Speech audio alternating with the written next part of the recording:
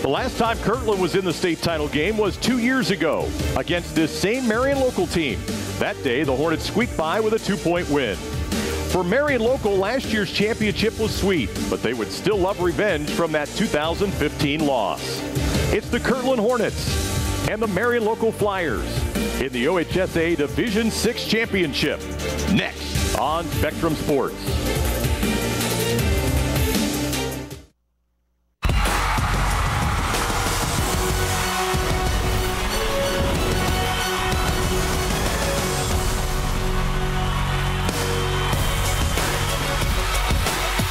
Benson Hall of Fame Stadium in Canton, Ohio. It is the third day of our state championship games live on Spectrum Sports. Up next, it's Division 6. It's the Kirtland Hornets and the Marion Local Flyers. Hi again, everybody, alongside former OSU quarterback Greg Fry. This is Todd Bell. Greg, what a weekend we've had already, right? We watched Akron-Hoban's freshman quarterback lead them to their third straight state championship. Minster got the first one off and running for the MAC yesterday morning. Then in the middle game, Wheelersburg, a last-second touchdown. They win in overtime for a dramatic win. And then Pickerington Central last night, Demetri Crenshaw, 6 rushing touchdowns. That's a D1 state record in a championship game for the Tigers. It's been a lot of fun. We've seen great football, exciting football so far. 4 games in the books. We got 3 more great ones coming today, starting right now. I can't wait. All right, let's start off with this D6 title game, and let's look at how these two teams got here. And Greg, for both, very impressive performances in the state semifinals. Well, Marion Local had 3 straight shutouts, including a win over Coldwater in Week 13. A little bit closer last week against Nelsonville York. They got tested, and Kirtland dominant last week.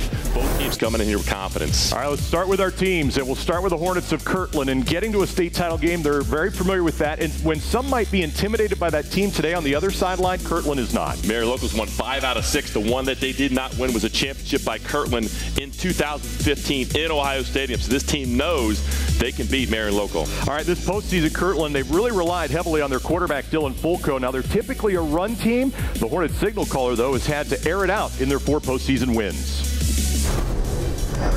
You know, he does whatever, we need to win the game. If we got to throw it a bunch of times, he's done that.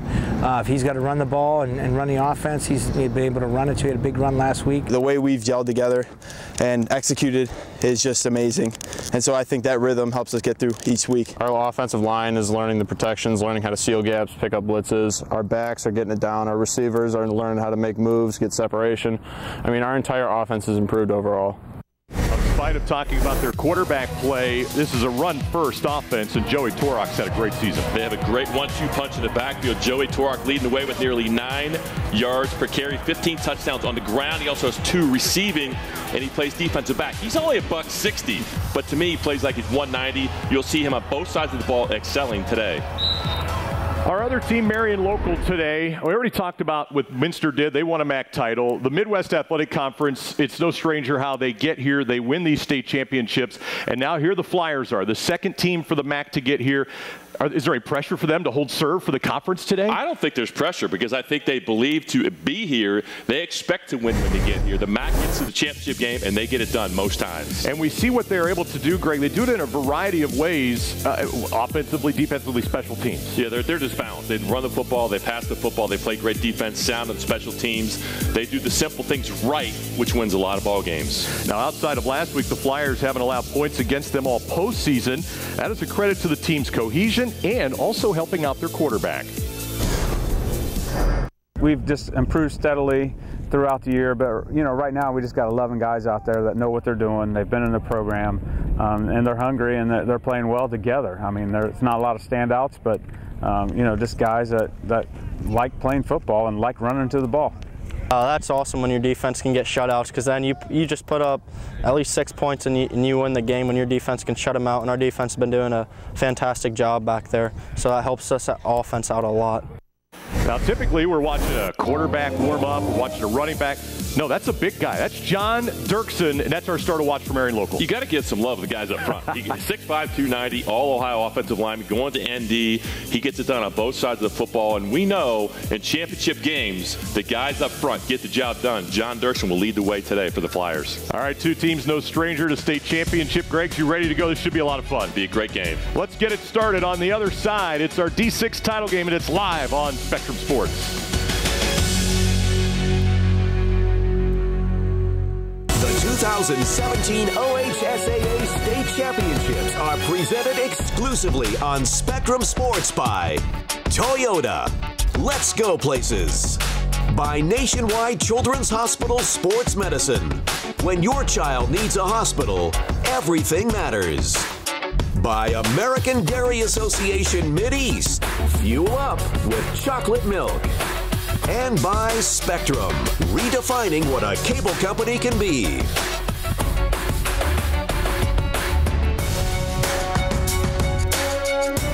Tuesday nights are for Ohio college football. Spectrum Sports is teaming up with your favorite site where Ohio State fans gather. 11 Warriors Report. Join the pros from 11 Warriors as they preview the week ahead and deliver everything Scarlet and Gray fans need to know. 11 Warriors Report, Tuesday nights, only on Spectrum Sports. Exclusively on Spectrum.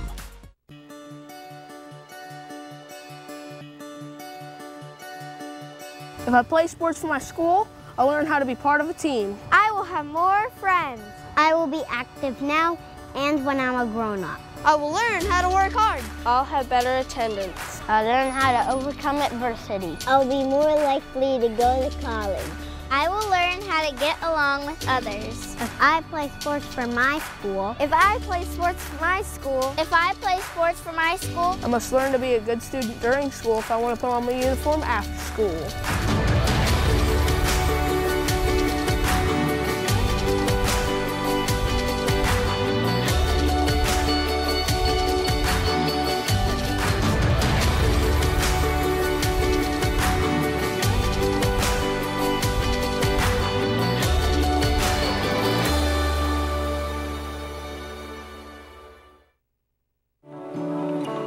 That thing you do every day, it's your thing, and it matters to you and to the people who rely on you. That's why you rely on your network. It's the foundation of the enterprise. We are Spectrum Enterprise, and we deliver the network and cloud services vital to your enterprise. Our nationwide fiber network is reliable, it's scalable, it's designed to meet your company's ever-expanding technology needs. And now, it's more accessible than ever before. Our cloud services provide the IT infrastructure you need, and our experts work with you. We get to know your business. Then, we design and deliver the right solution for the job. So your clients, customers, and employees can rely on you. And you can keep doing your thing. Because that thing you do every day, it matters. Spectrum Enterprise. From the grueling summer heat of two-a-days to the brisk fall ups and downs, the November playoffs to the OHSAA State Championships, only Spectrum Sports was there to capture it all. Straight free. He's at the 10-5 touchdown. Touchdown, Steubenville. Congratulations, Steubenville Big Red, on an amazing year and state championship. Spectrum Sports, the exclusive home of the OHSAA.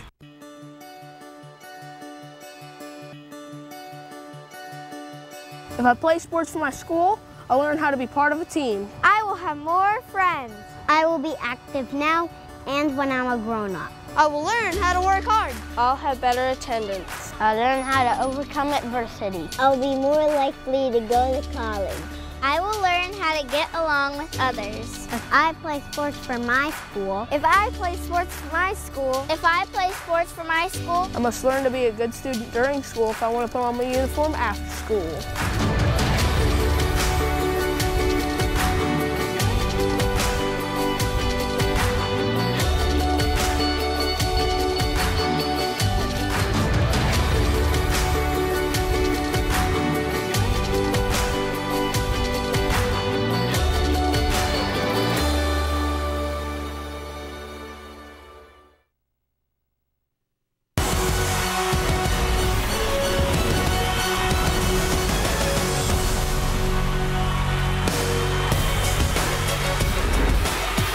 Benson Hall of Fame Stadium, Division VI State Championship game, and onto the field now for our national anthem.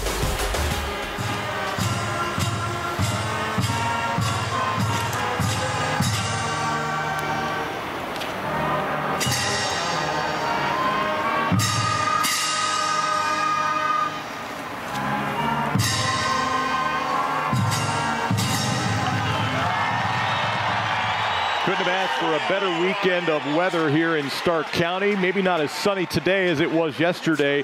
Certainly acceptable as we get set for this state championship game. The Kirtland Hornets coming out onto the field. The #2 team in the state. Perfect record of 14-0. Region 21 champions in their 13th playoff appearance. And here they are again in this state championship game and taking on a familiar foe, the Flyers of Marion Local, the #1 team in the state of Ohio. 14-0 Region 24 champions in their 16th playoff appearance.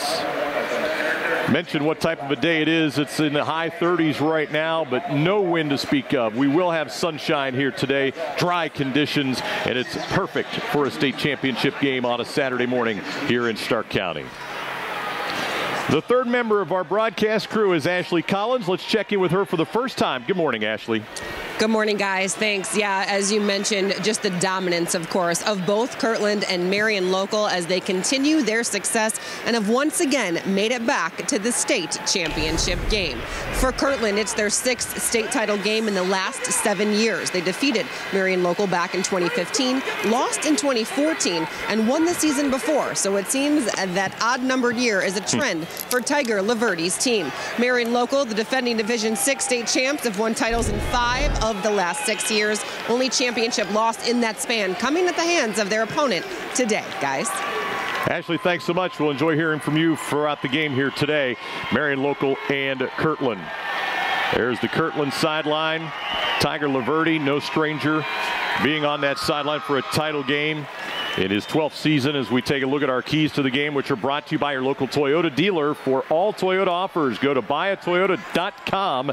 Toyota, let's go places. Greg Fry. For the Hornets, I think got to establish the run game early. They average over 300 yards on the ground in the game. Get it running early. Control field position. Very important in a game like this when you run the football. And for the Flyers, it's 48 minutes. 2 years ago, didn't quite get it done in the second half. They remember that, and they want to be turnover free. If they protect the football and don't turn it over, good chance the MAC will get another state championship. We'll have more on the amount of titles that the MAC has won throughout our day here today. There is Tiger Laverty, head coach at Kirtland. 144-16 in his time as the head coach of the Hornets. And for Kirtland, ready to go here today, Dylan Aquila is back deep to receive the kickoff for the Hornets.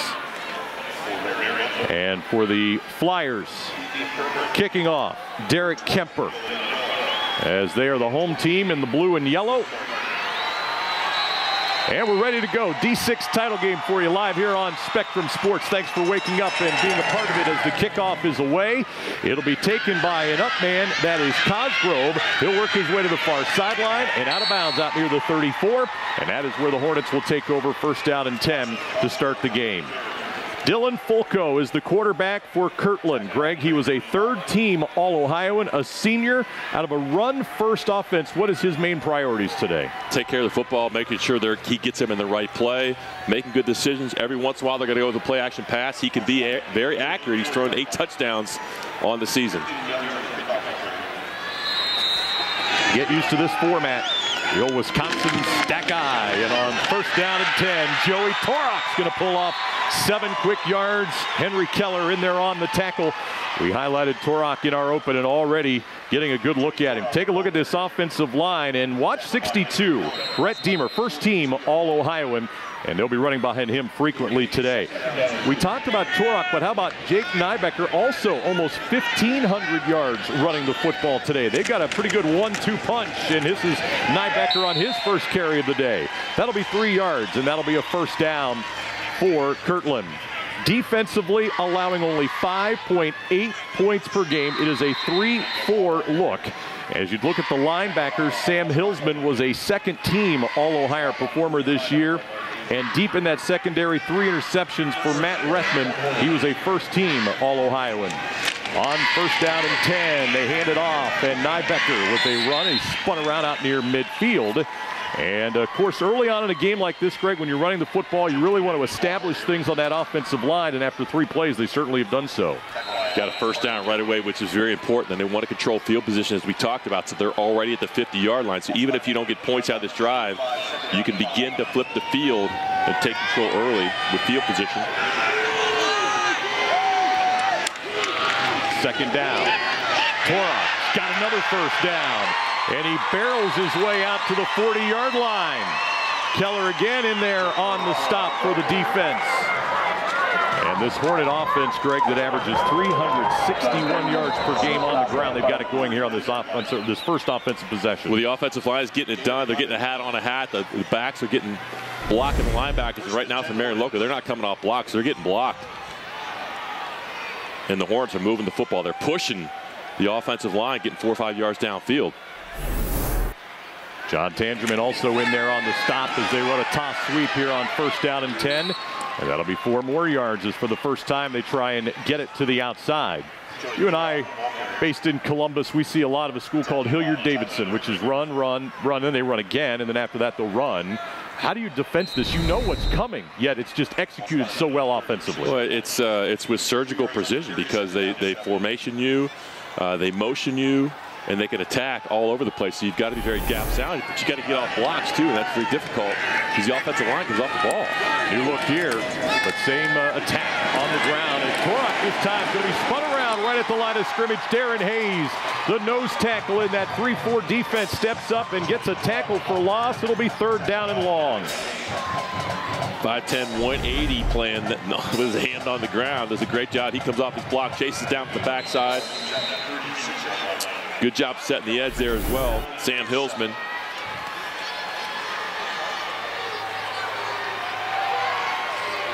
Third down play. And it's a handoff. Nybecker straight through the middle, and he's got a first down to the 28-yard line. Tapped down by Tangerman, and they'll move the chains. Pretty simple, just run the dive. But the motion holds the linebackers. Good job by the offensive line. Colin McKinley with a great block on the linebacker. The right guard. How about 3rd and 7? Run the ball with the dive, pick up first down. See Nybecker's numbers on the season. He had 20 carries, 169 yards last week in their semifinal win. Not a lot of running room for Torok on first down here, as that one will get back to the line of scrimmage. I mean, this is a stingy defense, Greg. We're talking about 5 shutouts on the season with the schedule that they play. Well, their front 7 is really good. Coach Laverty was talking about how impressed he was, and certainly, you know, if you're going to play a MAC defense like this in Marion Local, they're going to be sound. But right now, they're the ball's getting moved against them. See if they can stiffen up. They play action, and they will throw, and it's caught out of the flat. And a nifty move is made out there by Samsa, and he's close to the first down marker as they kick the tight end out into the flat. Nice throw by Fulco, third down and short. Yeah, play action pass when you least expect it. Samsa's open in the flat. This is a great job by Samsa. 2 defenders over, committee cuts it back. Doesn't quite get a first down, but that could have been just a 3 or 4 yard pickup. That was catch 14 on the season. You see the numbers for Brandon Samsa, 3rd team All-Ohioan. And it'll be third down and short. Now for the Kirtland Hornets, an offense averaging 42 points per game. They really spread them out. Look at those line splits. And now we get a whistle, and a timeout's going to be used by Kirtland prior to the snap. Before the snap, timeout, Kirtland. So early in the first quarter, Tiger Laverde will call his first timeout, talk with the troops on a critical 3rd down and 2. Yeah, and he was fortunate to get that one off. He was a couple yards on the field, but he showed his hand. The play was developing. They were running that motion, which they ran the dive off of earlier. So now you got that chess match going on of, hey, do you change the play? Do you stick with it? And what next? More on the running game of Kirtland with Ashley.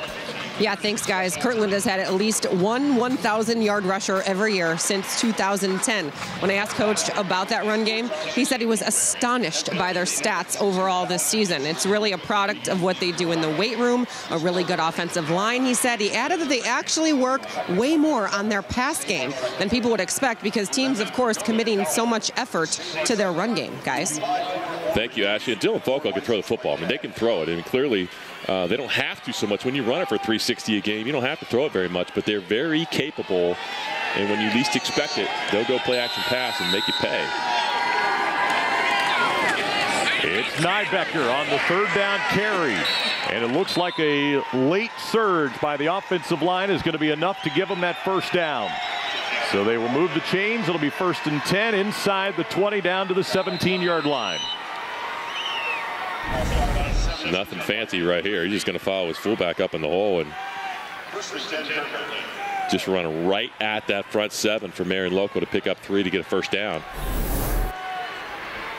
Possession that began back at their own 34-yard line. Now they've got it 1st down and 10, and Fulco will keep for the first time. Works his way over the 15, around the 13. Nice gang tackling there by the Flyers.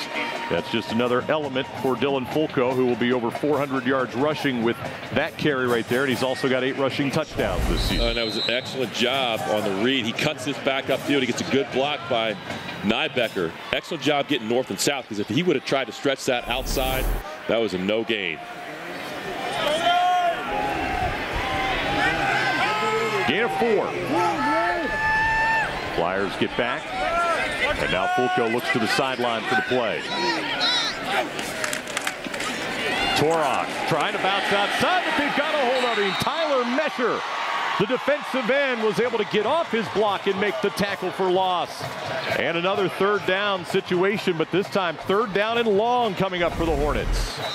Ben Holman up there as well with linebacker position coming right up in the hole, just stuffing that hole. Getting some penetration. This is what the Flyers want to do defensively, is put Kirtland in 3rd and long situations.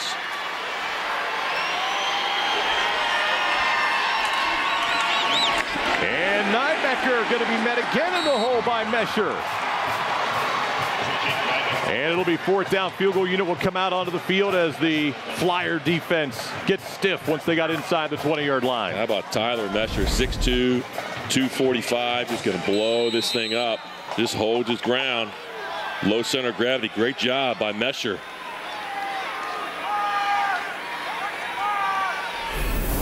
So Ryan Lips will hold.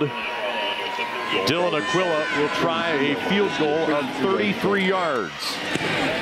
It'll have the distance, and it is good, and the Hornets of Kirtland are on the scoreboard first on an impressive opening drive. Happy with the 3 points. I guess Marion Local might also be happy. They only allowed the 3 points. I think it's a win on both sides. Excellent opening drive by the Hornets, taking the football down the field. Finished off by the field goal. You want to get points in an opening drive. That's a great statement. Coach Laverde, he's happy. He'll take the 3. But they show that they can move the football. They ran right at the Flyer defense and got points. So a good start here for Kirtland and Tiger Laverde's football team, and Aquila banging home the field goal. And in the state title games, we've already seen it a little bit this weekend. Extra points, field goals, they come at a premium. Anytime you can get points, you're happy. Yeah, you want to execute on special teams. We know how important that is, and if you're going to win a championship, you've got to be pretty sound on special teams and take advantage of those opportunities. So Aquila has the ball teed up here for Kirtland.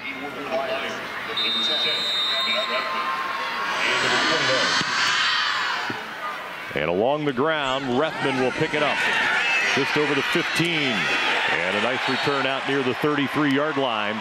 So we'll see the Flyers go on offense here for the first time. And a little more diverse offensive game plan here for Marion Local, as you see their quarterback, Nathan Bruins, run onto the field. Junior quarterback, 58% of his passes this season, but we'll see him throw it around the yard here. Very impressive runs. Only a junior, 22 touchdowns, only 5 interceptions. This is a balanced offense. They like to run the football, but you'll see a lot of play action. They're very sound in what they do.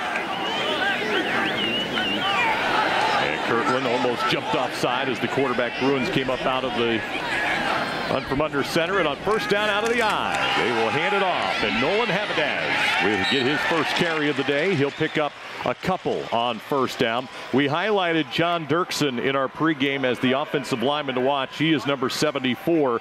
They've got a mixture of 3 seniors and 2 juniors. Havedaz, who got the first carry right there, over 1,100 yards rushing on the season, and he's got 14 touchdowns. Tangerman, their leading receiver this year, 773 yards and 11 scores. On second down, out of the shotgun, Bruin's going to air it out downfield, up into the air, and incomplete as Derek Ruenkamp, the intended receiver, couldn't come up with it. And now it'll be third down as they try and hit a home run here on the second play from scrimmage. You just see that they love to go play action, go up top of the post. Nearly hit it. And there's the defense for this Kirtland Hornet football team. Only 9 points per game that they give up. They are just a sound defense. You see the two linebackers in their secondary. They can make plays. 33 takeaways on the season for this Hornet defense. And now it's third down and 7. 33 takeaways. It's a lot. 33. And you hear the Hornets crowd, their defense getting a lift as Bruins will run a quarterback draw. Had to duck to the outside and couldn't get out of the tackle. Mike Zulli comes up and makes the stop short of the line to gain.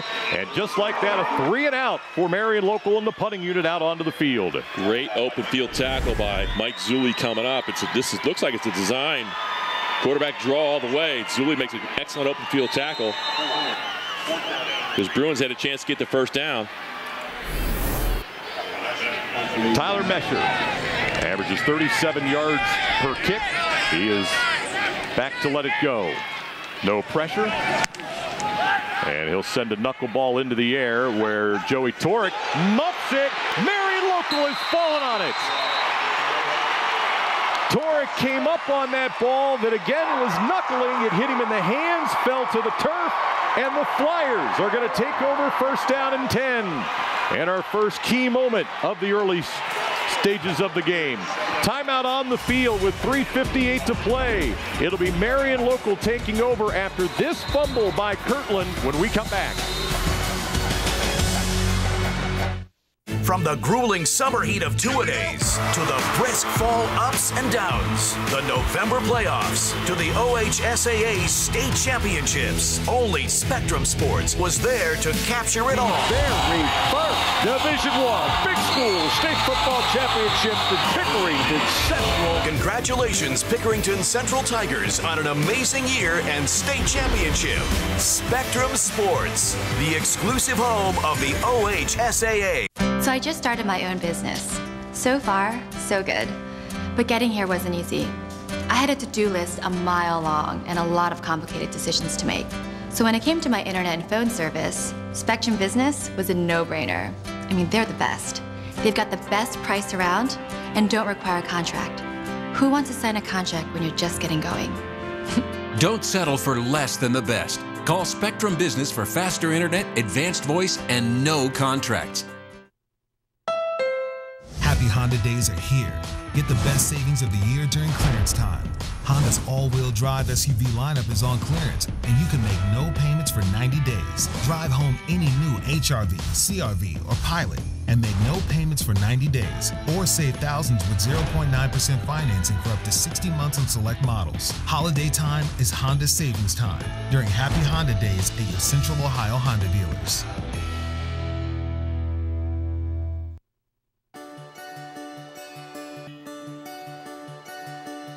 If I play sports for my school, I'll learn how to be part of a team. I will have more friends. I will be active now and when I'm a grown-up. I will learn how to work hard. I'll have better attendance. I'll learn how to overcome adversity. I'll be more likely to go to college. I will learn how to get along with others. If I play sports for my school. If I play sports for my school. If I play sports for my school. I must learn to be a good student during school if I want to put on my uniform after school.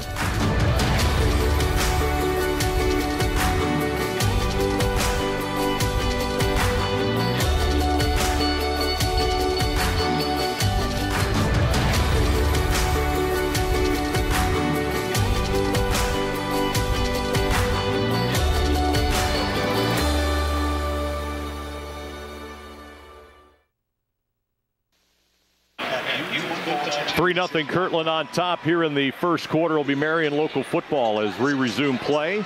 As you see the students all involved here this afternoon. And a big change in momentum right here, partner, after the muff on the fumble, and Marion Local takes over inside Kirtland territory. And the irony is it's not windy out. That was you know, wind could play a factor in those typically, but it's not a factor in special teams. First down and 10, Bruins to the air. Tries one to the outside. It is caught and out of bounds. Tangerman at the 18-yard line. Talked about him during the starters. 773 yards. Greg, he averages 22 yards per reception. That's going to be good for 22. Well, they go post route to the inside, wheel route to the outside. Excellent read. We saw this in warm-ups.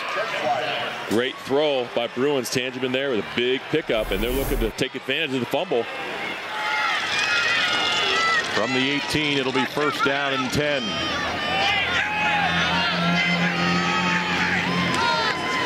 Habadaz on a delay, trying to get to the corner, got spun around by Nybecker. And then the rest of the Hornets got there in a hurry. Jake Nybecker from a linebacker spot was able to shoot through. He was the first to hit him and slow him down. Second down and 10. Great job by Nybecker. I felt like he should have cut this north and south because Nybecker had it cut off. You see all the white shirts to the outside. Great pursuit by that Hornet defense.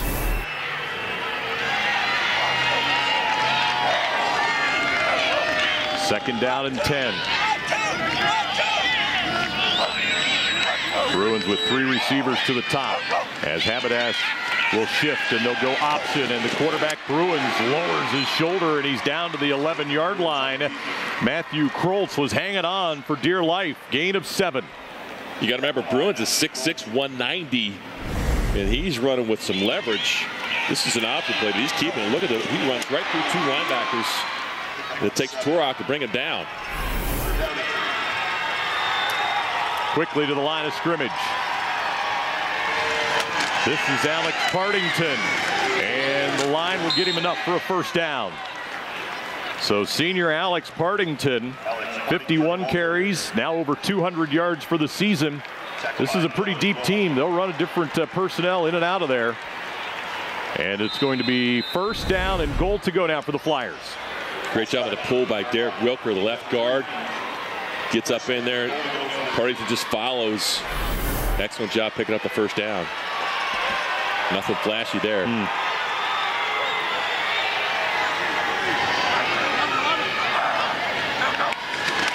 They'll toss it. Habadaz to the corner. And he's brought down near the 3-yard line. Kroltz again in there on the stop. Remember, this all came after a muffed punt, giving Marion Local the football at the 40, and they'll have second and goal from the 3. When you get turnovers in games like these on a short field, you got to take advantage. We saw Pick Central do that last night in the first half twice against Mentor, and I guarantee Coach Goodwin's thinking 7 right here. Make them pay. That line sprints to the line of scrimmage. Partington lowers his head, and he got stood up right at the 1-yard line. Joey Turok showing he was just as tough as well. Boy, that was quite a collision at the 2. And that's a corner. 5'8", 160 Turok coming up to make this play. Watch the leverage. He gets low. Boy, it's just waiting room right there. Wow. Partington's 5'10", 195, and Turok stood him up.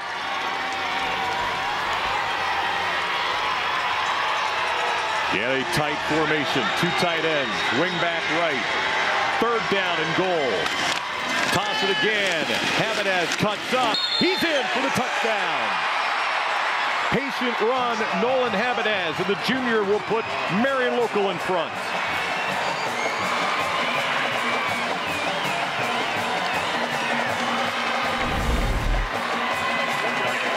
Just great job on the pull. And you get the quarterback up in there as well. Bruins with the lead block. Habadaz does just enough to cross the plane to get the ball in the end zone. And the Flyers cash in on the turnover. Kendall Bruins is the long snapper. Ryan Koenig is their holder. And we've got flags and Kirtland into the neutral zone here. Dead ball, encroachment, defense, number 62, half the distance, replay the try. And Greg, as soon as those flags flew, I watched a half a dozen players for Marion Local on this near sideline all start walking onto the field. This must be automatic. If there's a penalty there, we're going for 2. And that's what I thought. Automatic, if the flag flies, let's go for 2, because now it's, about, let's call it 1 3/4 yards. And no hesitation by Coach Goodwin. None whatsoever. Beaning and Habadaz make up a T in the backfield. 2-point conversion try as Beaning will go in motion. Toss to Habadaz. He can walk in. 2-point conversion. Adam Frank, the tackle, is out there and just kind of got in the way of the blocker. And 2-point conversion, and it's 8-3 in favor of Marion Local. Everybody's got a 2-point play. Here's a touchdown. Again, just following the guard, follow the fullback, following the quarterback. Student body right. Excellent execution. 2-point. They're just, I mean, it's just everybody's running left. Great play, great kick out there by Adam Frank for an easy 2-point conversion. That penalty is going to make the Hornets pay, giving up an extra point.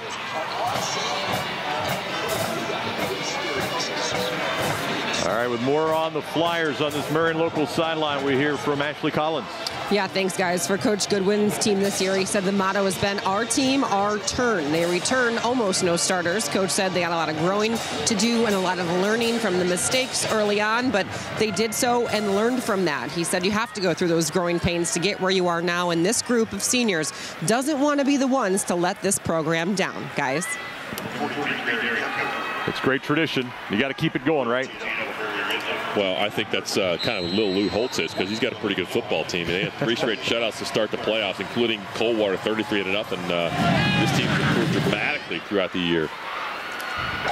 Kickoff fielded at the 15-yard line. And more good hitting going on out there. Ball may have come out, but it appears as though if it did, it was recovered by Kirtland. So it'll be 1st down and 10. Only possession thus far of the first half for the Hornets led to a 3-pointer. As you see the scoring drive and you see the short field, just 40 yards. Again, set up by the fumble. They were punting. On 1st down, back to Joey Torok, and he's over the 30 to the 31-yard line, running off the right side behind McKinley. And Alapsi over there on that tackle position on the right-hand side. It probably feels like forever since that Hornets offense was on the field after the turnover.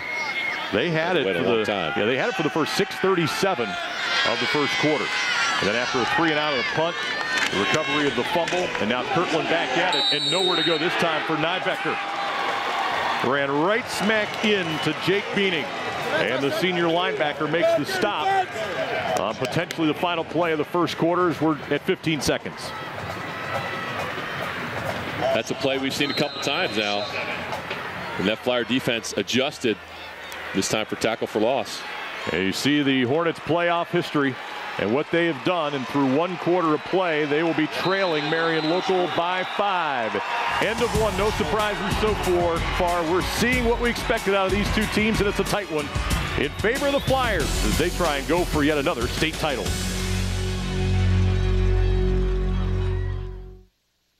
Tuesday nights are for Ohio college football. Spectrum Sports is teaming up with your favorite site where Ohio State fans gather. 11 Warriors Report. Join the pros from 11 Warriors as they preview the week ahead and deliver everything Scarlet and Gray fans need to know. 11 Warriors Report, Tuesday nights, only on Spectrum Sports. Exclusively on Spectrum.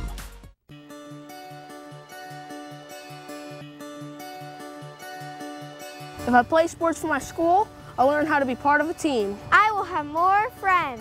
I will be active now and when I'm a grown-up. I will learn how to work hard. I'll have better attendance. I'll learn how to overcome adversity. I'll be more likely to go to college. I will learn how to get along with others. If I play sports for my school. If I play sports for my school. If I play sports for my school. I must learn to be a good student during school if I want to put on my uniform after school.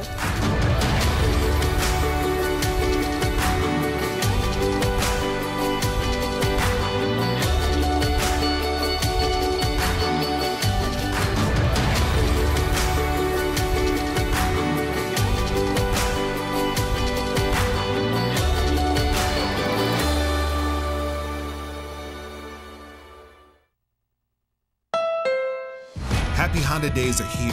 Get the best savings of the year during clearance time. New 2017 Civics for just $169 a month. Civic named an overall best buy by KBB.com for only $169 a month.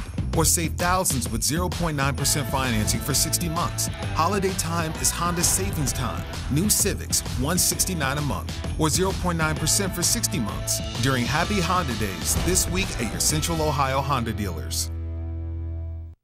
Happy birthday to you. I miss you, Grandma. I wish you could be at my birthday party.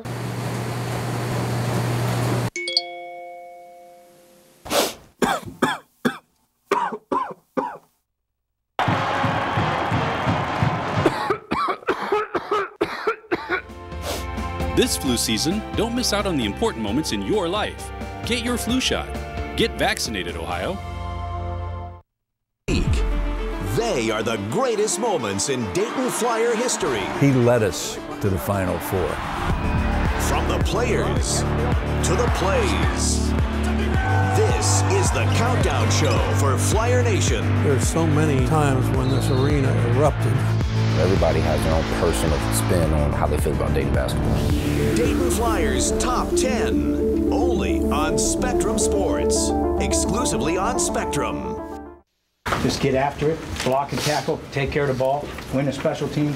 That's it. Have fun, man. Seniors, thank you for what you've done for 4 years. We're like a machine. We're like a machine. They can't stop us. Have a blast. 3 hits on 3. 1, 2, 3. Tiger Laverty first, and then Tim Goodwin second.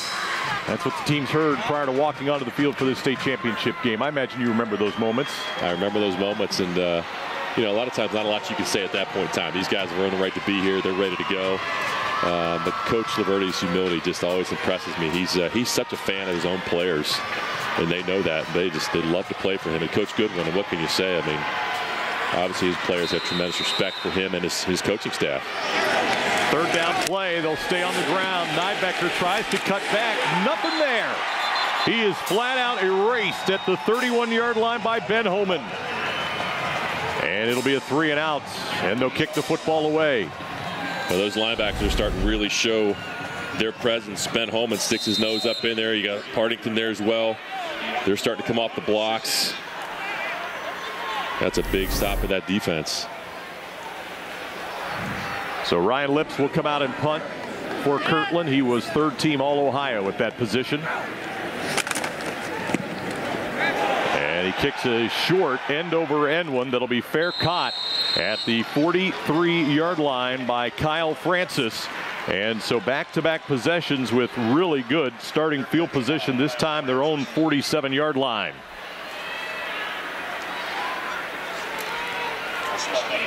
And after watching Marion Local move down the field, now that Kirtland defense right back out there, partner. Yeah, and great field position again for the Flyers. They started the last drive on the Kirtland 40. This time it's at their own 47. First down and 10. 2 in the backfield. Bruins takes the snap. Again, going for a deep ball for Tangerman, and he comes back and makes the catch at the 28-yard line.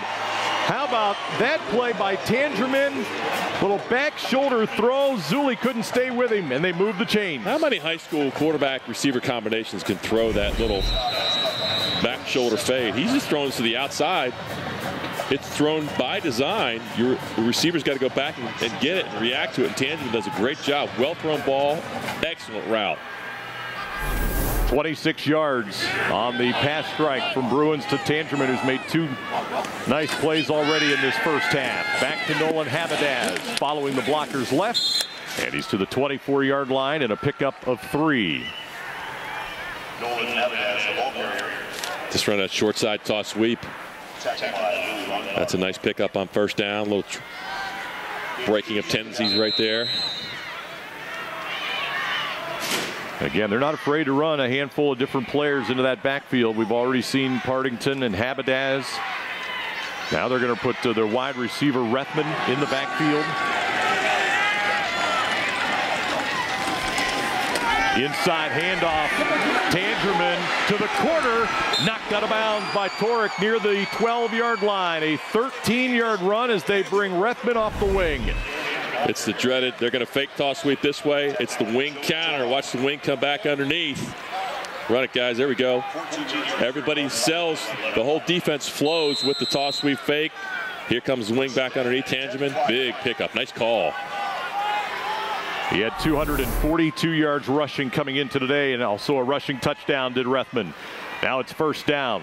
To the air. Tangeman again the back shoulder, and he got his hands on it but couldn't make the catch. It'll be second down. Well, that's just showing tremendous confidence in your quarterback. First down, you're throwing a back shoulder fade again. He puts this low and outside. It's a great position. I mean, he put it right where he needed to put it, and Tangeman just couldn't quite get there. Dominic Capretta, first-team All-Ohioan in that secondary, was right there with him. Second down. And they'll hand it off, and Rethman spins, and he's to the 10. Good pursuit that time by the Kirtland defense to make the stop.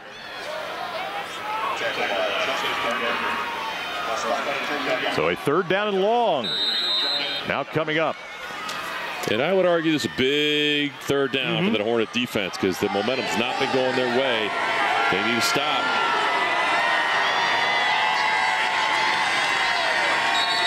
And a timeout will be used by Kirtland again. Top of the screen, you saw Tiger Laverty sprinting down that sideline.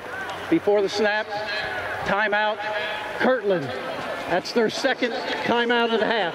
All right, let's hear again from Ashley Collins. What do you got, Ashley? Yeah, thanks, guys. And looking back at Marion Local's history with Kirtland, two good teams. In 2015, Marion Local lost to them in the state final game. It was 22-20, so a very close one. When I spoke with Coach Goodwin, though, he said he looks back at that tape a lot, very extensively, actually, as they got ready for their matchup today. Of course, it's early, but seems to be working for him, guys. And a crucial third down here as Tiger Laverty used a timeout on offense in the same area of the field in the first quarter. Now on defense, he uses one here. Yeah, I think that was a wise decision. Defensively, they weren't quite lined up, I think, the way he wanted. A little bit of confusion in the secondary. You know, a lot of times the coach, to half the battle is getting your guys lined up correctly. If you can get them lined up, they're free to go do their thing and read what they see. And he's going to get the same formation offensively. See the numbers there on Coach Goodwin. Oh, and he changed up his defense. He's bringing the heat right here. It's man coverage across the board. Bruins will have 4 wide receivers, 2 to either side. On third down, he looks over the middle, and he's got a man touchdown. Nick Tangeman. Quick slant, hit him low, and Tangeman rolls into the end zone.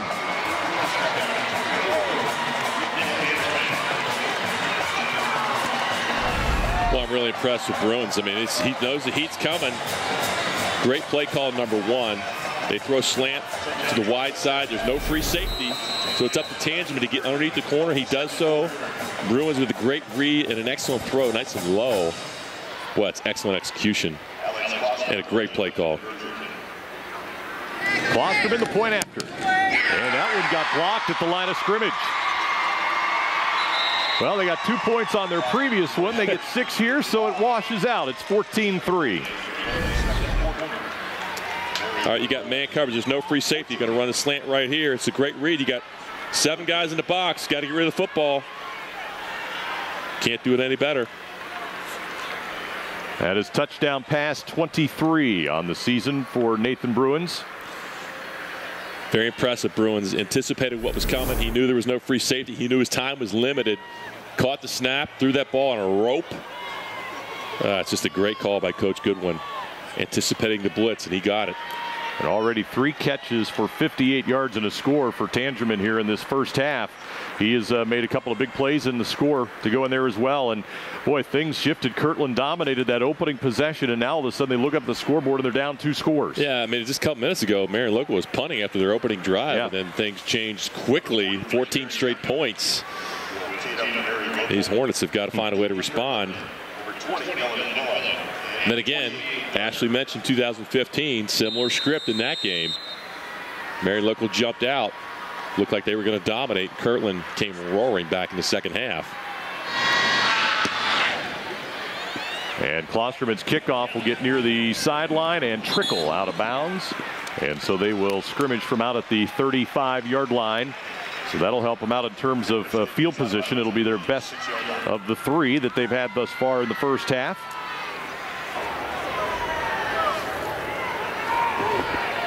Kick out of bounds. Marion, ball be placed at the 35-yard line.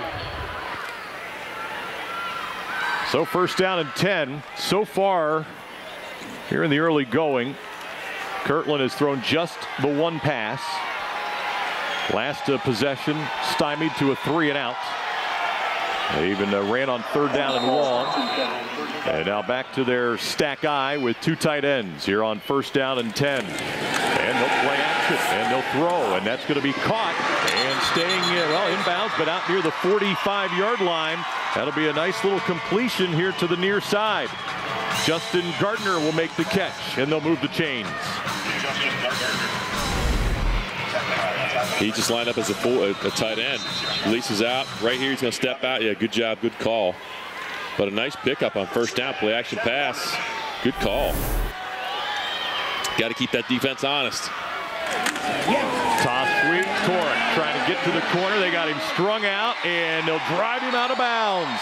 Sam Hillsman, 11, was the first to get in there and string him out, and then Rethman came up and finished off the play for a loss of 3.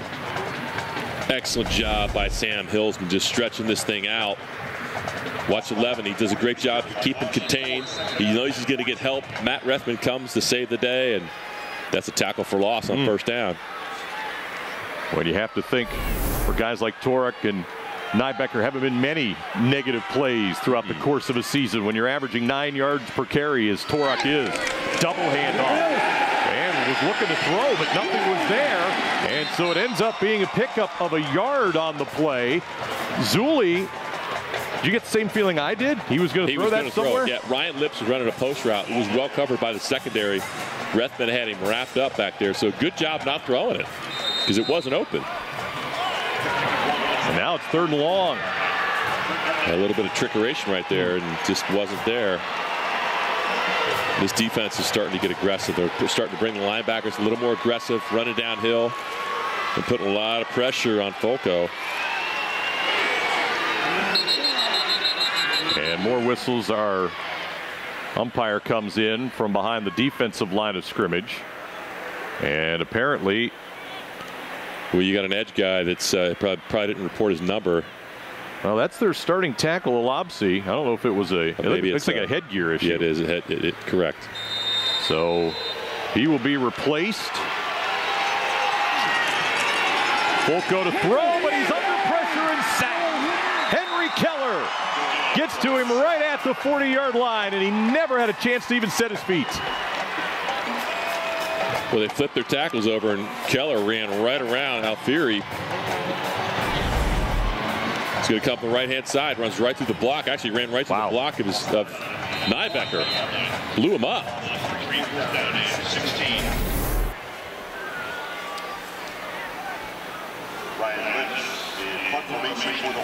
So after the first scoring drive,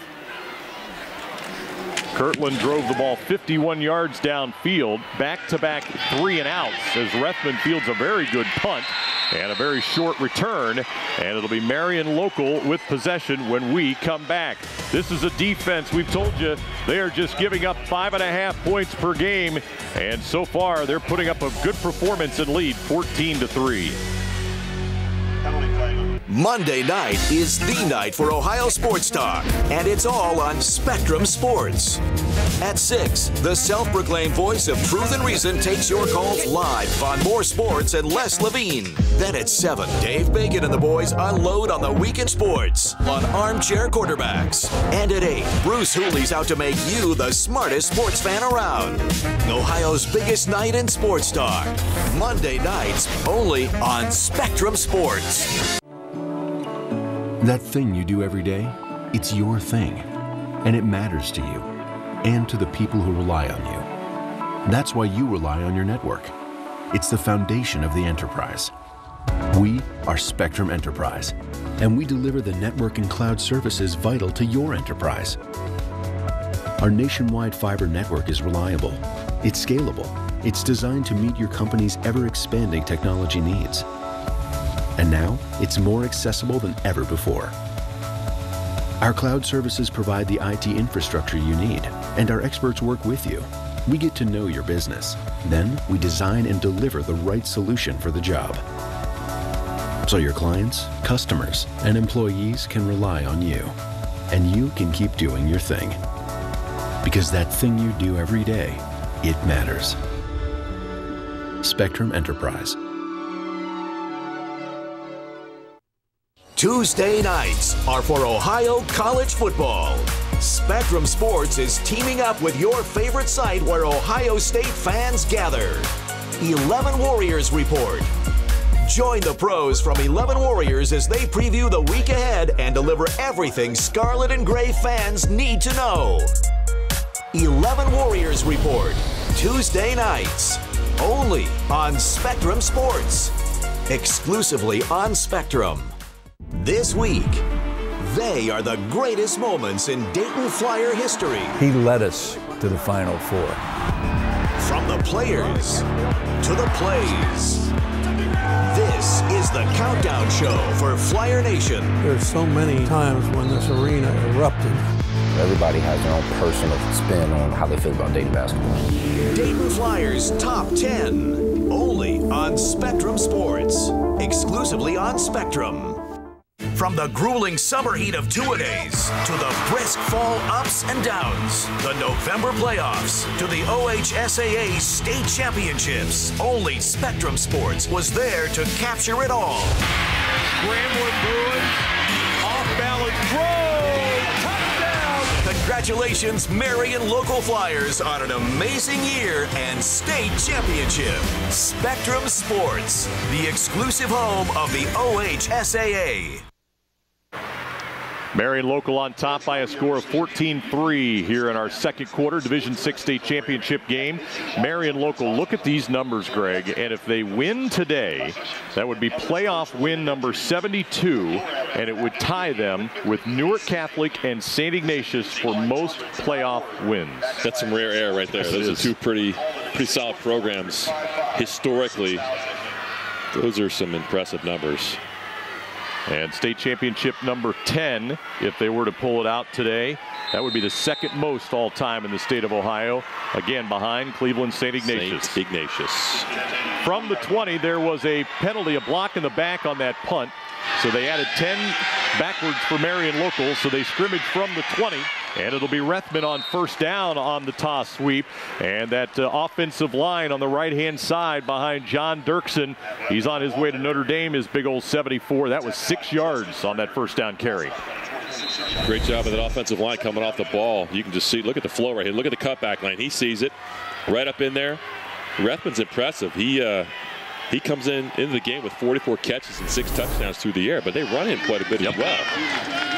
And they'll let Bruins throw it here on second down. Receives a little heat from behind. Going to be hit. Then he fumbles the football. Now it's a scramble. A couple of Hornets are pointing their direction, but the officials seem to be indicating that it's going to stay with Marion Local. And the Flyers are fortunate to hang on to the possession. It'll come back near the 16-yard line. Very fortunate. That ball is going to get stripped right here. Weaver stripped the football.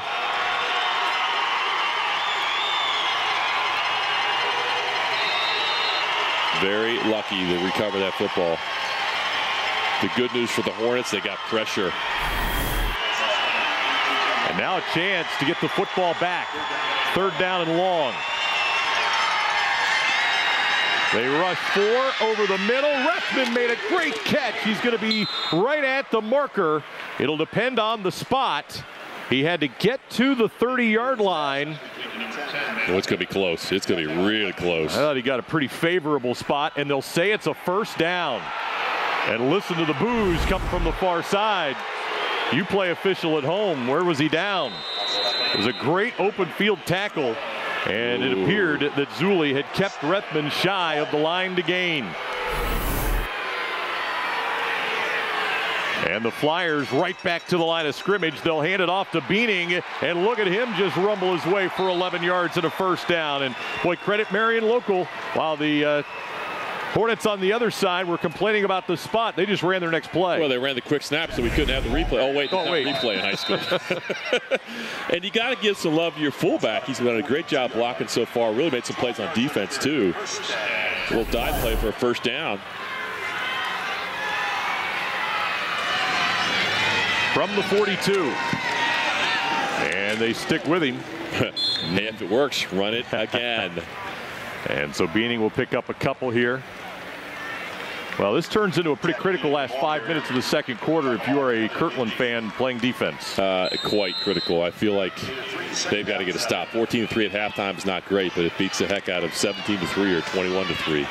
You get to 21-3, and that becomes starting to become that's a 3-point spread, a 3-touchdown spread. Excuse me. That's tough.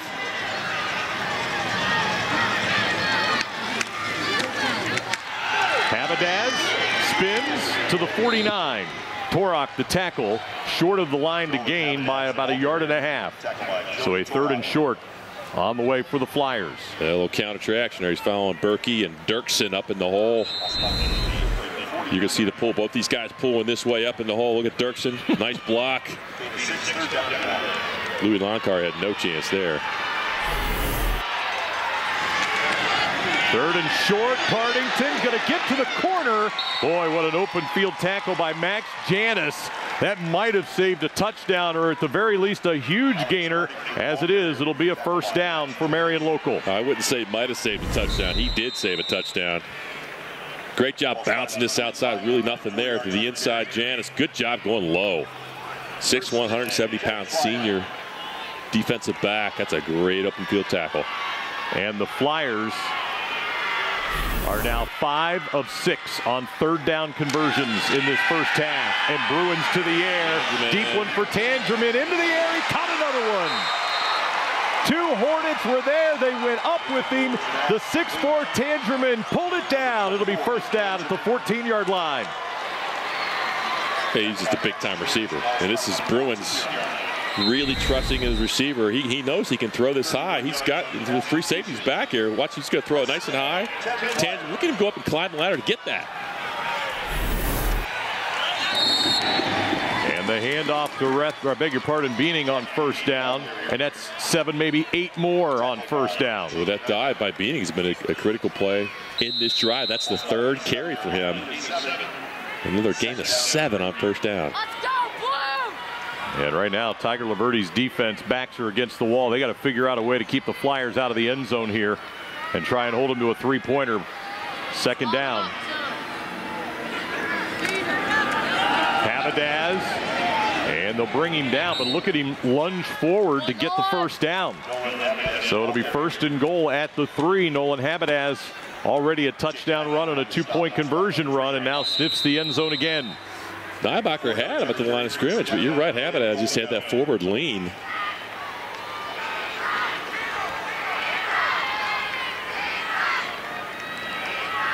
And Tim Goodwin's Flyers, they've got it 1st down and goal. Look at him go to the bunch formation, T in the backfield. Beaning a couple of big carries on this drive, and he'll finish it off with a 3-yard touchdown run. His 7th of the season.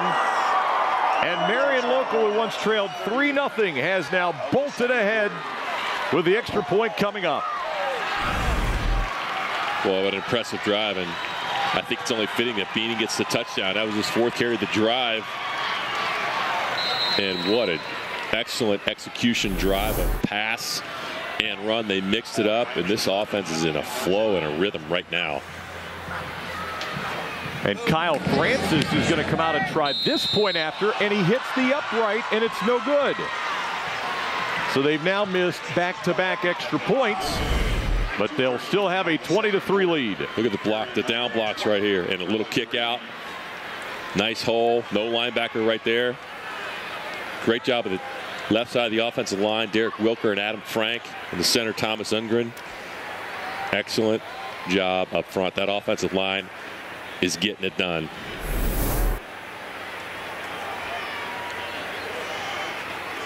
Well, it has been precision-like since that opening drive of the game. They went 3 and out and was fortunate enough to get it back after a muffed punt, and they haven't been stopped since. Well, you know, it's interesting. Ashley talked about that 2015 game, and Coach Goodwin earlier in the week on the conference call was reminded of that, and I don't think he liked to hear that, frankly. Reminded of what happened 2 years ago when the Hornets came back. Coach Laverty's team had such a great second half, but I promise you that's been a point of discussion this whole week, of playing 48 minutes and not letting off the gas pedal. And this team so far is doing exactly that.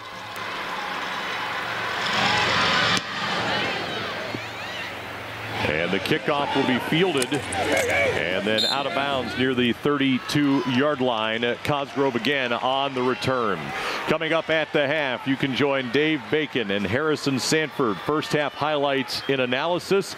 They are right here at Tom Benson Hall of Fame Stadium. They're also going to be joined by OHSAA Senior Director of Compliance and Sports Medicine, Deborah Moore. All of that is coming up at the half. Kirtland with 2:34 remaining until halftime. Again, a run-first offense on the season. They only averaged 59 yards passing. Can they come up with something here? Fulco, though, as soon as he went back to pass, pressured by Keller, Hillsman will finish him off. That's their second sack here in the first half. Yeah, this is a point where you want to be patient with your offense, and they're going to play action pass on first down, but it's just the pressure's coming. Hillsman's going to come inside. You got Dirksen there as well. Just can't hold the football that long, and now puts him in a second and long situation. It's not the situation they want to be in. You look at those last couple of drives, they haven't been able to go anywhere, and a short one by Zuli here. Now there's a penalty marker down at the end of the play. Zuli carried for 2. Penalty is going to go against Kirtland. Well, if things were bad for Coach Laverty, they just got worse. Sack on first down, penalty on second down. He doesn't have a play call for this one. Block in the back. Offense, number 4, 10-yard penalty. Replay, second down. So they accepted the penalty. It'll be second down and long. Timeout. Marion Local. And that's their first of the half. As I was about to say, you're in that zone right now where Marion Local with 3 timeouts. They've got an opportunity, Greg. They could get the football back here, and they'll use one here to stop the clock. Well, I just put my coaching hat on. You're right with me there. I'm thinking if I'm up 20-3 and I got a couple timeouts, 158, they got second and a mile. I want to score again here. Let's get a stop. We're going to get great field position. Our offense is in a rhythm. Let's go quick 3 and out here. Let's get the football, and we could put this game out of reach right now. Here's the All-Ohioans for Division 6 for the 2 respective teams. It's hard to believe that Marion Local, only with 3 on that first team All-Ohio, but there's a lot of great schools right there just in the Midwest Athletic Conference that they're able to fill up that All-Ohio. Both these teams well represented, but boy, it has been a dominating performance now by the Flyers in this first half. And we've seen all 3 of those guys from Marion Local make plays. Dirksen leading blocks. Rethman both offensive and defensively. Hillsman had a sack just a moment ago. And if you're Kirtland here, you're probably just keeping the ball on the ground and forcing Marion Local to burn those timeouts. Totally. Although they will now split out of their traditional formation. But they will still just hand it off. Torok through a hole to the 22. And Coach Goodwin will take timeout number 2 with 1:53 remaining here in half number 1. Marion Local, that's their second of the half. I was almost surprised he took that penalty. Now, I know it helps him with field position, but it was one more play as well as his defense. It would have been third down at about 11. He ended up taking that penalty. He had 3 timeouts, so I think that's why he did. And he figured, let's take the, I mean, you can put the Hornets in a second and a mile. They don't have a play call for that. Let's check in with Ashley Moore on Tiger Laverty. Yeah, thanks, guys. Coach Laverty in his 12th year at Kirtland, a career record of 144-16. He said he's had the same coaching staff for most of that time. He said it's very nice to not have to coach the coaches, just to worry about the players. Now, 7 of those 16 career losses have come in the playoffs and under Coach Laverty in postseason play. Kirtland is 33-7. That's hard to fathom. Almost half of your losses in your coaching career at a school have come in the playoffs. I mean, It sounds bad, but it's really good when you look at how many wins they've had in the playoffs. It is quite good. It's both of these staffs have been intact for quite a while, and that's a testament to the head coaches and the programs that they've built. Third down. Again, keeping it on the ground. Nybecker, that's a pretty good chunk of yards, but still well short of the line to gain. Final timeout taken by Marion Local. That may not seem like much, but at the very minimum. Timeout. Marion Local. That's it is a lot. They're a little trap right there. Timeout of the half. I mean, that's an additional 12 yards in field position. It's big because now you get with a good punt, you can make Marion Local drive the length of the field. I mean, 20-3 is not insurmountable if you're Tiger Verde, but anything more than that, that's a tall order in the second half. It'll be the third straight 3 and outs for Kirtland after scoring on their opening possession. And now you want to try and get a good punt off. Lips had a very good one last time. Then he got some help on a blocking penalty for Marion Local at the end of it. And you got to remember Rethman's back there too, and he's been close to. There's a potential return right here as well if they set up the return. He and Kyle Francis are back to receive this punt. Good snap back. Lips handles that. Gets off a end over end that Rethman will field at the 32. Got outside of that man. They've got a wall set up over here. Lips, the punter, is over and will force him out of bounds. You had hit it in the open, Greg. Every phase of the game, special teams are equally as important, and you see how Marion Local is good at it, and that almost turned into a punt return. Well, they've had it set up the whole game. This time he bounces to the outside. Just look at the blue shirts out there. This is by design. You could tell they've spent some time on special teams, and they're sound in that department. And when you need a punt return, boy, they got it right now. That sets up a short field with 1:31 to go. Second possession starting inside Kirtland territory. Trying to add on one more score before halftime. Hornets bringing some pressure. Throw to the outside, and Tangerman tried to one-hand that one and could not do so. Max Janis with the coverage on the outside, and the clock will stop at 1:27. Well, Bruins got welcomed by Kevin Dages and a host of others.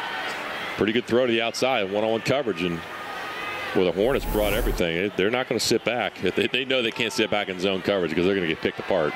They got to find a way to get heat on Bruins. On second down, quick throw to the outside. Rethman, the catch.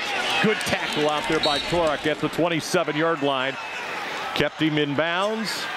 And now it'll be third down as the Flyers will get right back to the line of scrimmage. Good read, good throw, and what a tackle right here by Joey Torak in the open field. Speed option. Habadaz driven out of bounds. Good play defensively by this defense. And it'll bring up a fourth down. Matthew Kroltz on the tackle. Justin Gardner out there as well, helping out. That was a big-time tackle. Just running the option play to the outside. They just stretched this thing. Good job coming off the block by Justin Gardner. 5'10", 195 senior. He played 2 years ago in that state championship game in Ohio Stadium. Fourth down play. Bruins going for it all. Tangerman incomplete. Janis was right there with him, but for a moment I thought Tangerman was going to come down with that football. Hey, I like the play call there. You got a receiver that can go up and get the football. Give him a chance. And let's give credit to Max Janis for being undersized. He's 6'1", 170. That ball's thrown well. Excellent job disconnecting the football. Big stop by that defense. Well, maybe that'll give them a little, as Bruins thought he had one. Maybe that'll give the Hornets a little bit of momentum going to the locker room as the run by Torak will run out this first half. I mean, if you're looking for something, some sort of spark for your football team, that's what they'll take to the locker room, although Kirtland's at least going to line up and maybe run one more. Torak will hop through the hole. He'll pick up a first down. That'll stop the clock for the moment. Looks like they may try and snap it one more time. I'd get every snap I could. Now they'll just clock the football. And they'll have one more opportunity here. You got a couple guys that with a missed tackle that could take it to the house, and I think Coach Laverty wants to exhaust every single second he can to find something positive.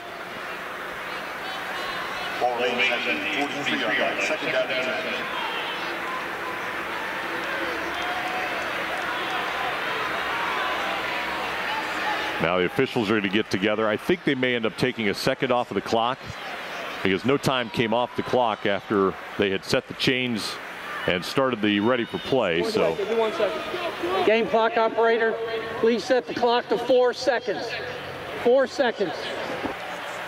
Whether that makes a difference or not, I'll let 1 second tick off.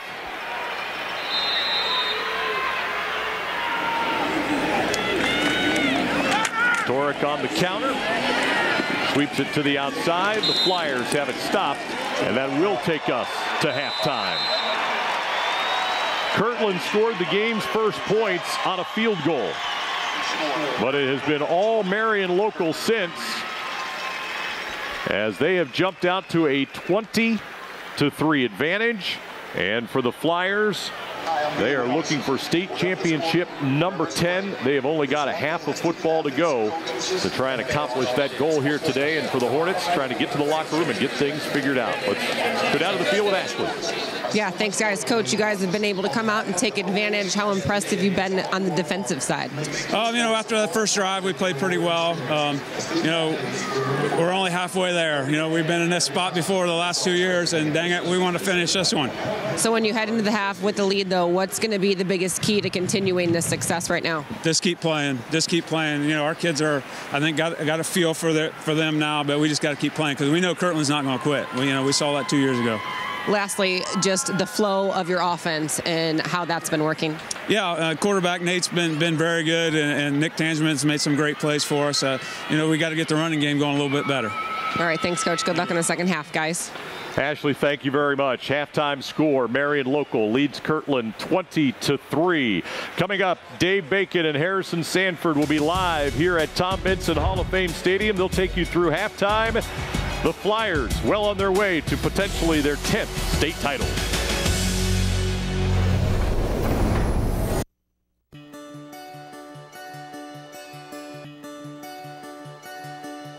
If I play sports for my school, I'll learn how to be part of a team. I will have more friends. I will be active now and when I'm a grown-up. I will learn how to work hard. I'll have better attendance. I'll learn how to overcome adversity. I'll be more likely to go to college. I will learn how to get along with others. If I play sports for my school. If I play sports for my school. If I play sports for my school. I must learn to be a good student during school if I want to put on my uniform after school.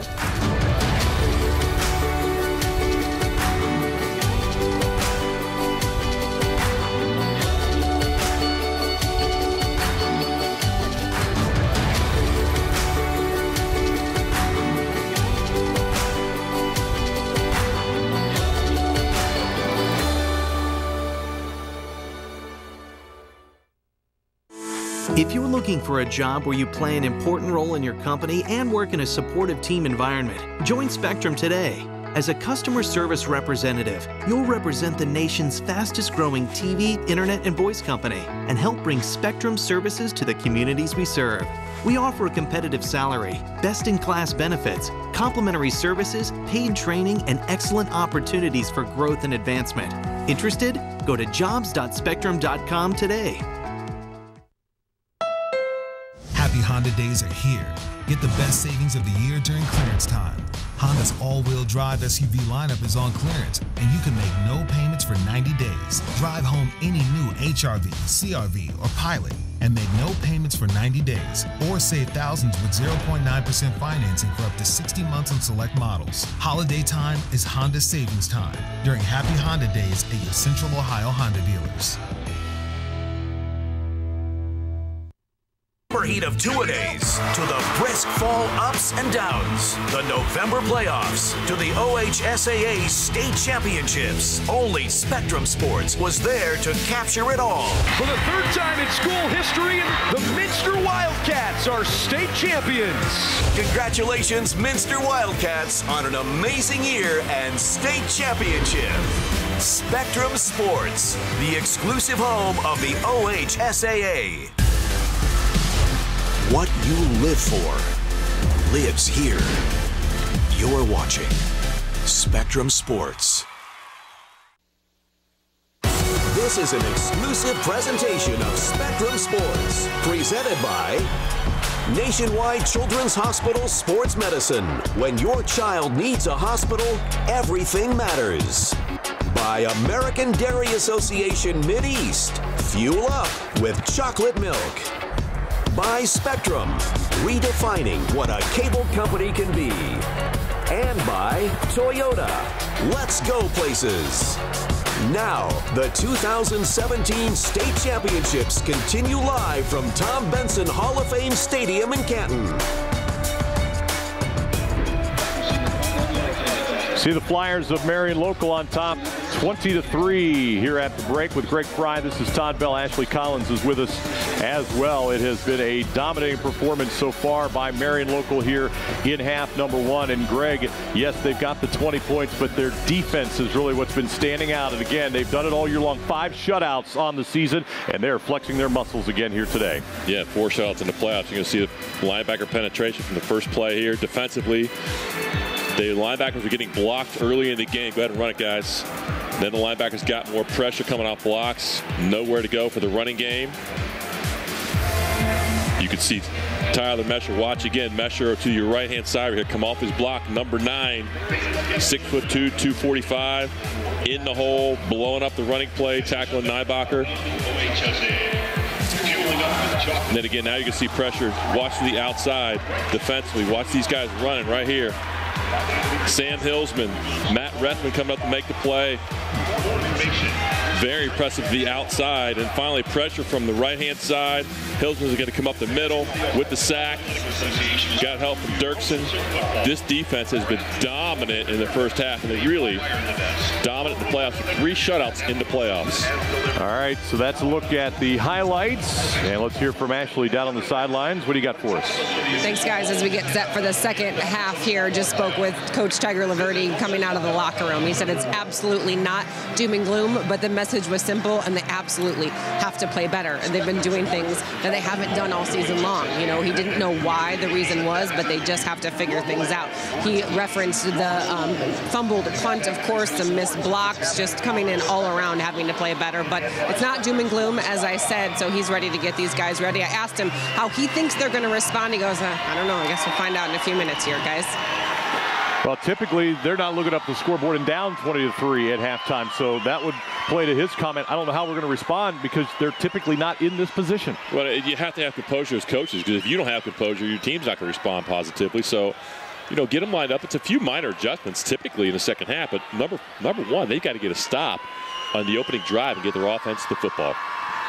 And as you see, Marion Local in the blue, they're going to get the football to start this third quarter. It's a line drive along the ground that'll be picked up there by Ruenkamp, and he's got some room to the outside and a very nice return as they'll get out near the 40-yard line. Before the game, Greg, you touched on the keys to the game for today's game, and here's what they were.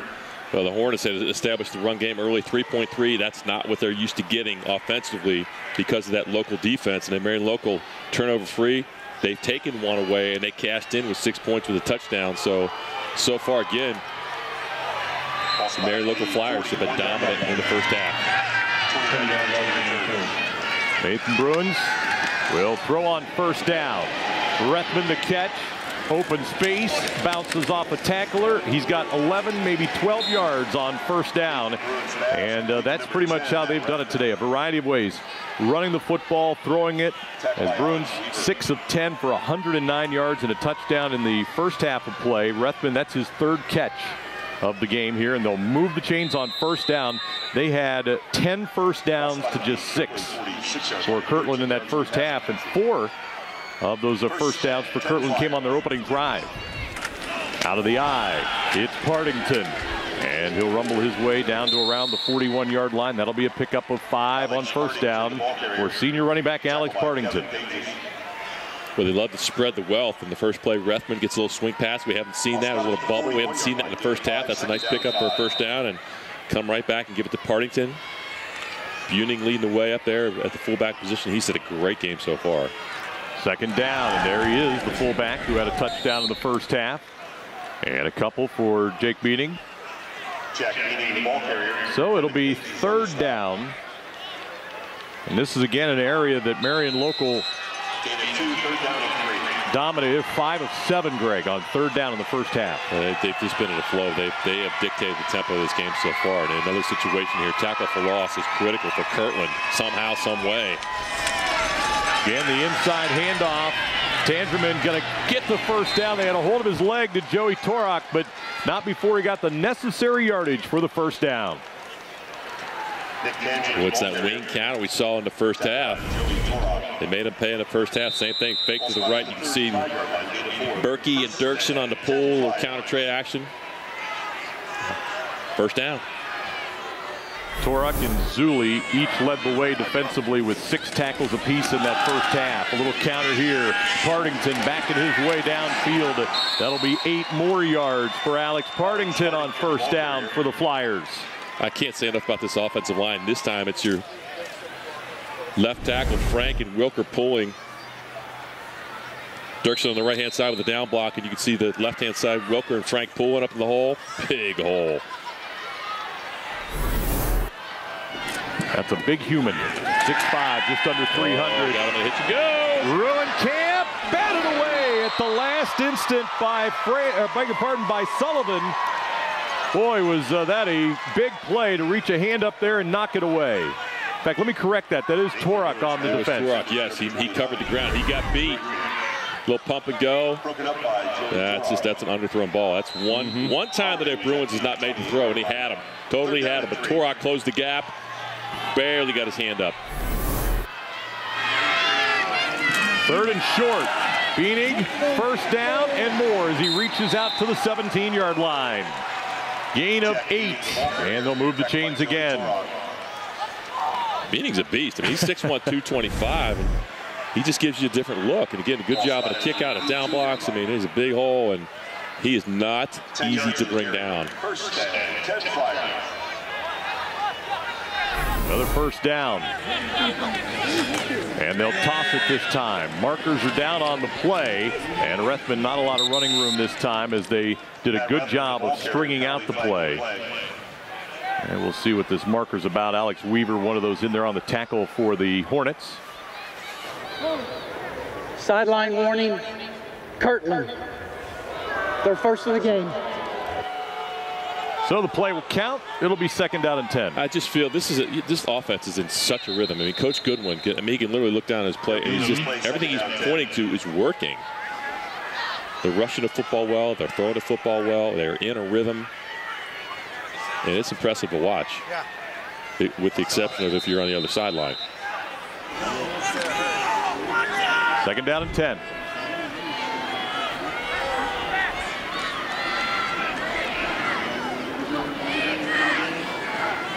Partington on the delay. Across the 15, stumbles his way inside the 10, where it'll be first down and goal for Marion Local.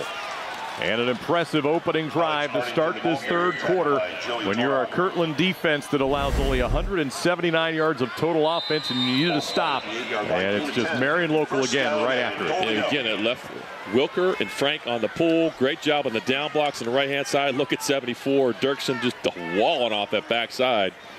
How do you stop that? Partington trying to sweep outside, and they undercut him at the 5-yard line. Zuli in there on the stop again for Kirtland. Alex Partington, the ball carrier. Tackle by. They are running time off the clock. If we look at what they have done, 29 runs, 12 passes, just enough balance, right, to keep the defense off guard. And even in their run game, a variety of different runs. Yes. The fullback, sweeps, inside handoffs from the halfback coming off the edge. And a variety of different guys carry the football.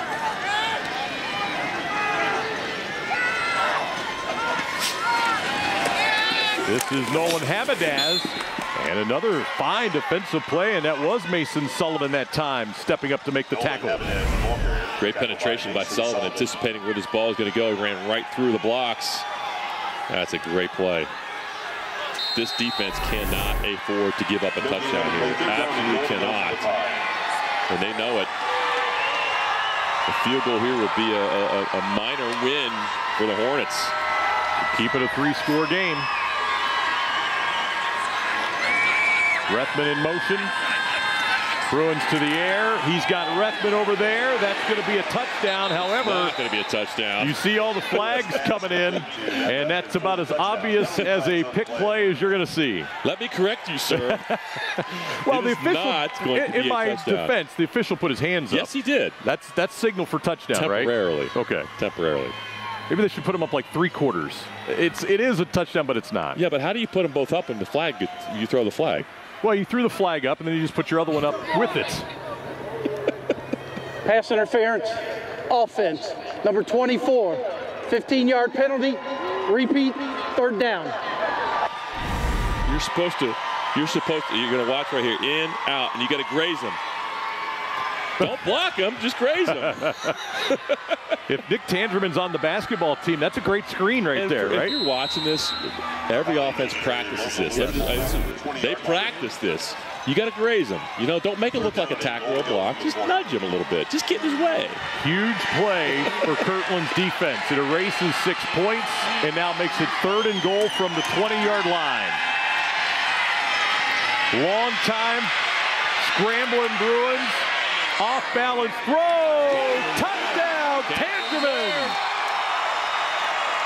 What a strong throw from junior quarterback Nathan Bruins. Off balance on the run, had enough to get it there. But it's set up by Nick Tandreman adjusting his route. Bruins bought some time, showed his mobility. Tandreman is running a post right hand. Tandreman's coming this way, and when the quarterback scrambles, he's going to go back that way. There he is, right here in the end zone. And what a great play by Bruins to find him. That's just, how do you stop that? That's just incredible. Alex Klosterman back out now to try this point after. Look at that day for Tandreman. Point after is good. 27-3. Marion Local with the lead. 7:19 to play. Tandreman's going to be on the right-hand side. He's all the way out here. He's going to come across the field. And the play, there's nothing open over here. So your quarterback's going to get flushed to the right. Watch Tandreman right here go back. He's got two guys on him. He separates right here. Bruins throws that ball. He's getting hit when he throws that football with his feet not set. That's big time. Well, they only rushed 3 and had a 4th one kind of come late, and that allowed Bruins the opportunity to scramble around and buy some time and use his feet very well. And that's a dagger. That's a dagger to the Hornets, because they had a chance to keep them to maybe a field goal or not, because their kicking game hasn't been strong today. So it still could have been 20-3, but boy, you go up 24 points, 7 minutes to go in the third quarter. That's a big advantage.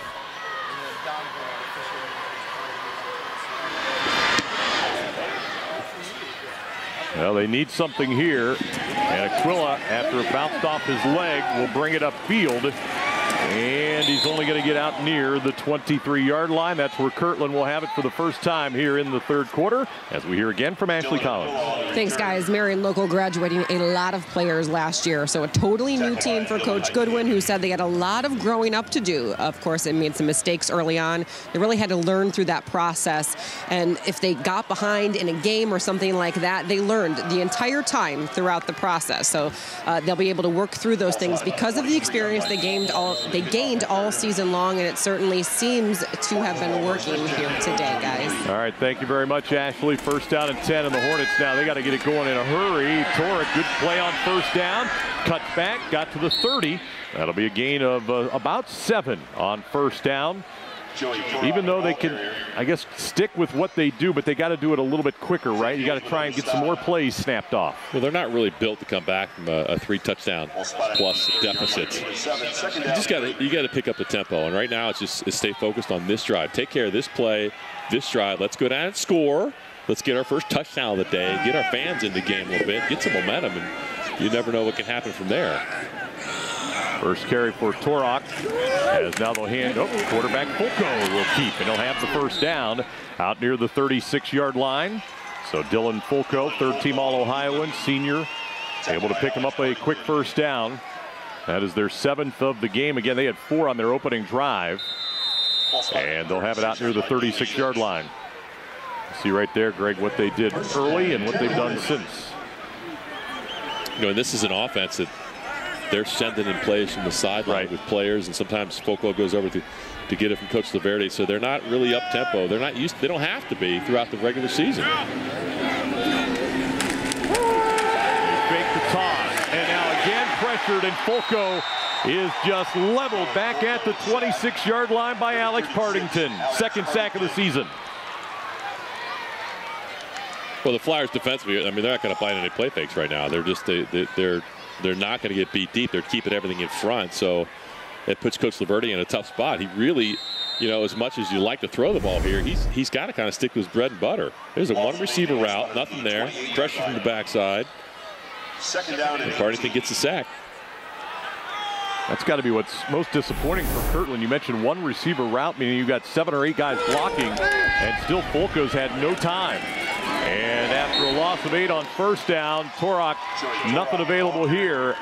And again, it'll be 3rd down and long for the Hornets. This defense is pinning their ears back now. I mean, you get this offense at a 2nd and long, 3rd and long situation. You can come after them. And look at all the blue shirts. It's just there's nowhere to go. And the Flyer faithful are on their feet. They are sensing what's coming.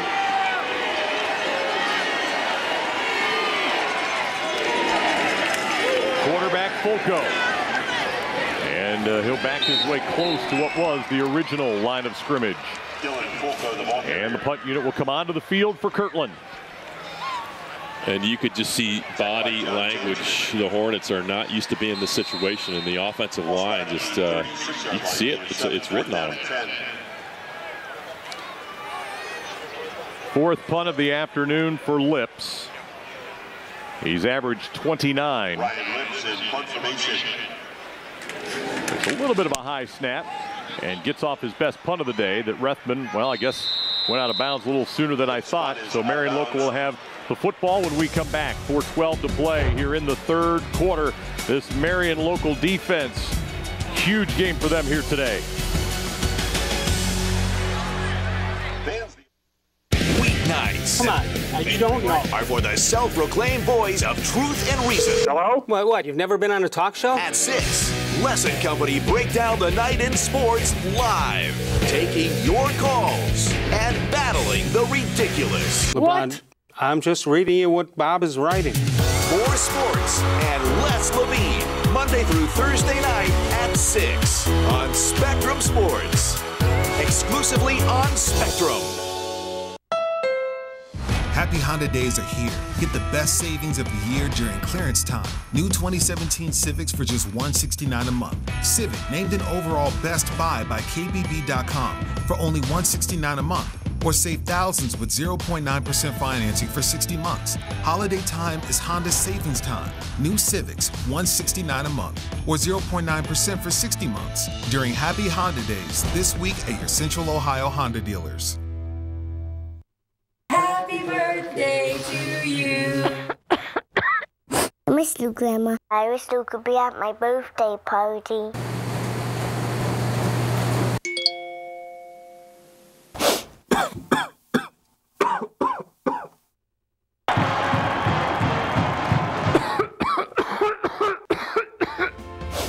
This flu season, don't miss out on the important moments in your life.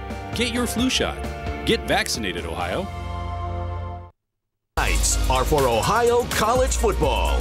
Spectrum Sports is teaming up with your favorite site where Ohio State fans gather. 11 Warriors Report. Join the pros from 11 Warriors as they preview the week ahead and deliver everything Scarlet and Gray fans need to know. 11 Warriors Report, Tuesday nights, only on Spectrum Sports. Exclusively on Spectrum.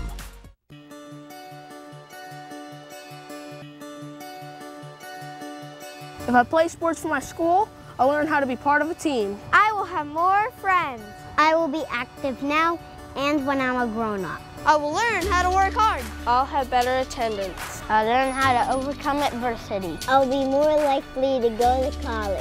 I will learn how to get along with others. If I play sports for my school. If I play sports for my school. If I play sports for my school. I must learn to be a good student during school if I want to put on my uniform after school.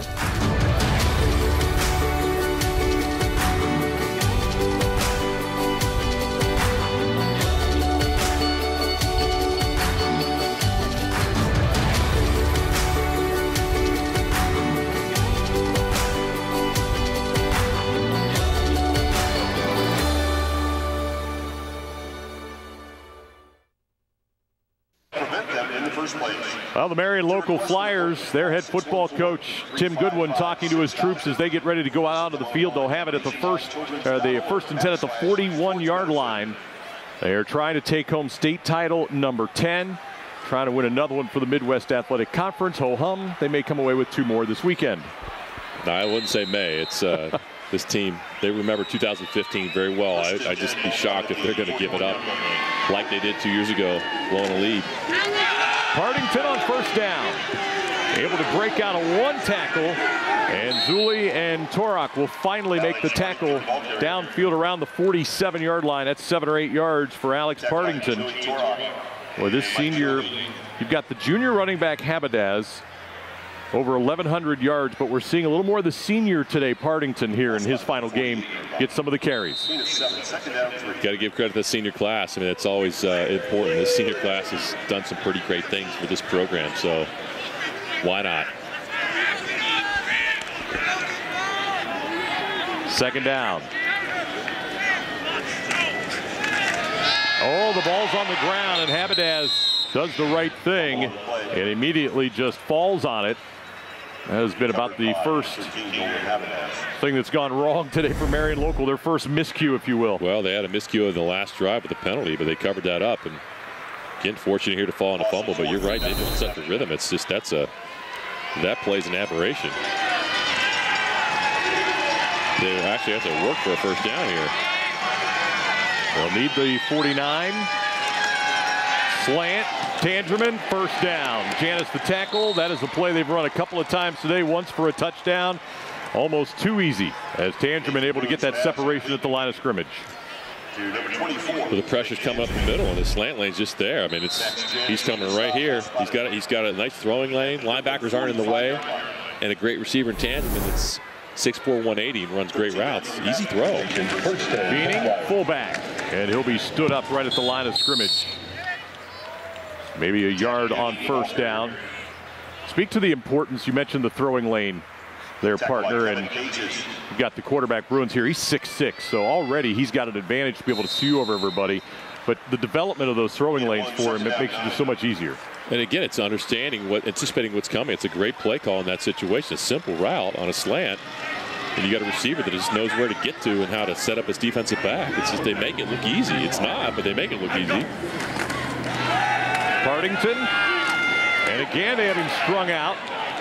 Nybecker was the first one to get a hold of him and slow him down, and that'll be a loss on the play. And it'll be third down and 10.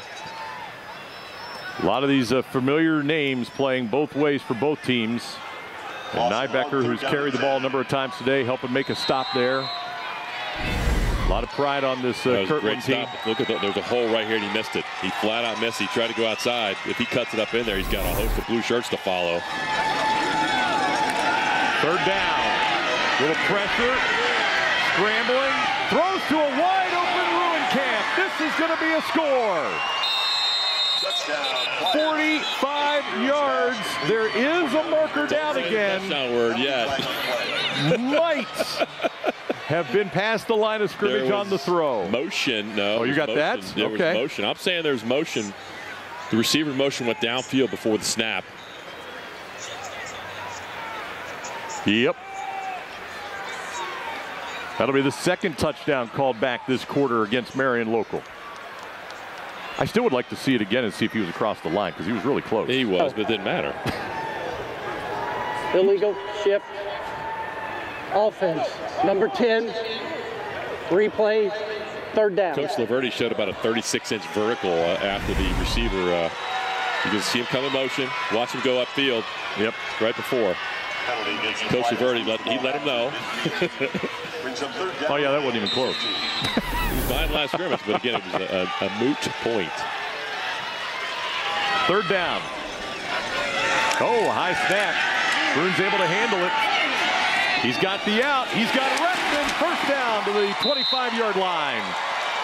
What a throw. From one hash mark to the other boundary, and they'll move the chains. I just want to say, I mean, Nathan Bruins just really impresses me how he moves in the pocket. Great protection up front. Look at these guys. Pocket. He steps up in there. Great read, great throw. Marion Local's always, their quarterbacks have always been very, very well coached. And Bruins is one more in a long line, and he's having a day. Reminds me so much of Adam Bertkey a couple of years ago. He was 6'7", running that offense. Habadaz, he's got a wall of blockers and a huge hole, and he's down to the 12-yard line. Another first down run, 13 for Nolan Habadaz. And at times, Marion Local today, Greg, is making it look just almost too easy. Well, for a lot of their season, it has been. They're just running that short side toss sweep, and look at the blue shirts up front, and nice job cutting it back. Sets up his blockers, and he cuts it back. You got to remember, week 13, this team beat Coldwater for the second time this year. They beat them earlier in the season, 13-7 in week 3. And in week 13, they beat Coldwater 33-0. Dead ball. Encroachment. Defense. Number 62. 5-yard penalty. Still first down. That first Coldwater game you mentioned is the closest game they had all year. Penalty against the Hornets, moves the ball to the 7-yard line. Everything else has been relatively easy for the Flyers. Champions of the Midwest Athletic Conference. 1st and 5. Habadaz. And he's down to the 4-yard line, just short of the first down marker. Nolan Habadaz, the ball carrier. Jarosic on the tackle from his linebacker position, 6'2", 170-pound junior linebacker, as this third quarter completely dissipates for the Hornets. Marion Local not only looking for its 10th state title, it would be their 27th consecutive victory. They are 12 minutes away. Stay with us here live on Spectrum Sports. Tuesday nights are for Ohio college football. Spectrum Sports is teaming up with your favorite site where Ohio State fans gather. 11 Warriors Report. Join the pros from 11 Warriors as they preview the week ahead and deliver everything Scarlet and Gray fans need to know. 11 Warriors Report. Tuesday nights. Only on Spectrum Sports. Exclusively on Spectrum. You already have the best in TV with Spectrum, so when it comes to adding internet and voice services for your home, you need all the facts. Myth. All internet and voice providers are the same. Fact. Spectrum delivers faster internet and more reliable voice for less. Myth. With internet, there's always a catch. Spectrum has the fastest internet starting speeds for the price. 100 megabits with no modem fees or data caps for $29.99 a month. Call 844-574-1999. Myth. Cell phones can do everything home phones can do. With Spectrum Voice, you get more reliable coverage with features you don't have to pay extra for. Plus, get unlimited calling in the U.S., Mexico, Puerto Rico, and more for $19.99 a month. Call 844-574-1999. The fact is, Spectrum gives you the best services at the best value. Add Spectrum Internet for $29.99 a month and Spectrum Voice for $19.99 a month with no contracts. Call 844-574-1999. Only 0.5% of all high school student athletes play basketball in college, but all 100% of them become adults. That's why playing basketball in their high school team is so important. High school athletes learn life lessons that help them grow up. Lessons that can't be taught in the classroom and often aren't taught at home. This message presented by the Ohio High School Athletic Association and the Ohio Interscholastic Athletic Administrators Association. From the grueling summer heat of two-a-days to the brisk fall ups and downs, the November playoffs to the OHSAA state championships, only Spectrum Sports was there to capture it all. Straight three. He's at the 10-5 touchdown. Touchdown, Steubenville. Congratulations, Steubenville Big Red, on an amazing year and state championship. Spectrum Sports, the exclusive home of the OHSAA.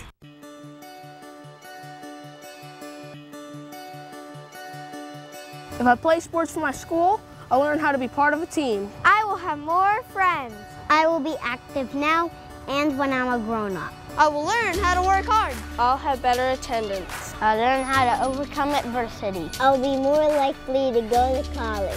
I will learn how to get along with others. If I play sports for my school. If I play sports for my school. If I play sports for my school. I must learn to be a good student during school if I want to put on my uniform after school.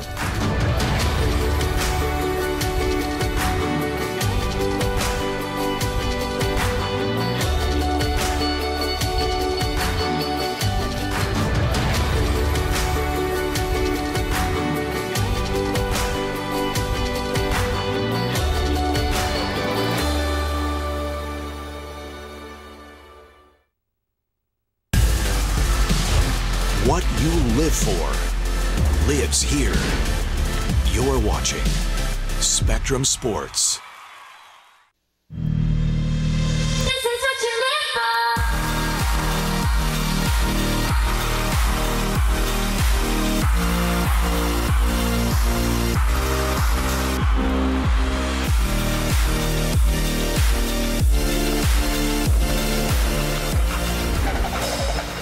Just over 8,000 in attendance today for this Division 6 state championship game, and they have watched Marion Local very precision-like today as they've got the lead heading into the fourth, 27-3 with Greg Fry. This is Todd Bell, Ashley Collins, and our great Spectrum Sports crew that's been bringing you the sights and the sounds now for 15 straight weeks across the state of Ohio. Second down play, Partington on the run up the middle, and he's going to be near the 1-yard line where it'll be first down and goal for Marion Local. And before this first down play, let's hear again from Ashley Collins. Thanks, guys. Yeah, during the break, the players walking back over right in front of their student section. As you can imagine, everyone kind of just waiting for another state title here. Very energized, very excited. Signs of this is what we've worked for. Kind of the sentiment of this team, and going back to that motto, our team, our time. First down and goal. Bruins in under center. It's Partington, and he walks in. Touchdown, Marion Local. And for Alex Partington, first of the day and the senior's fourth of the season. Oh, they're spreading the wealth, and he's going to follow Beaning right here again. Great job by Jack Beaning. Blocking today, not only rushing the football, excellent blocking. And Partington, the senior, gets the touchdown. Number 87, Alex Klosterman, on to attempt a conversion. Alex Klosterman will come out and try the point after. Ryan Turning the hole.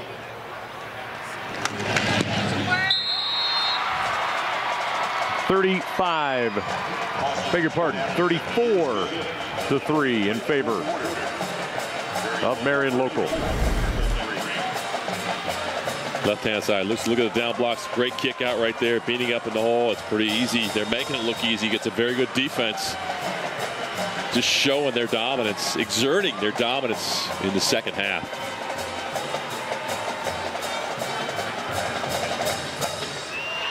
Yeah, this is some sort of impressive performance today by those guys in the yellow hats.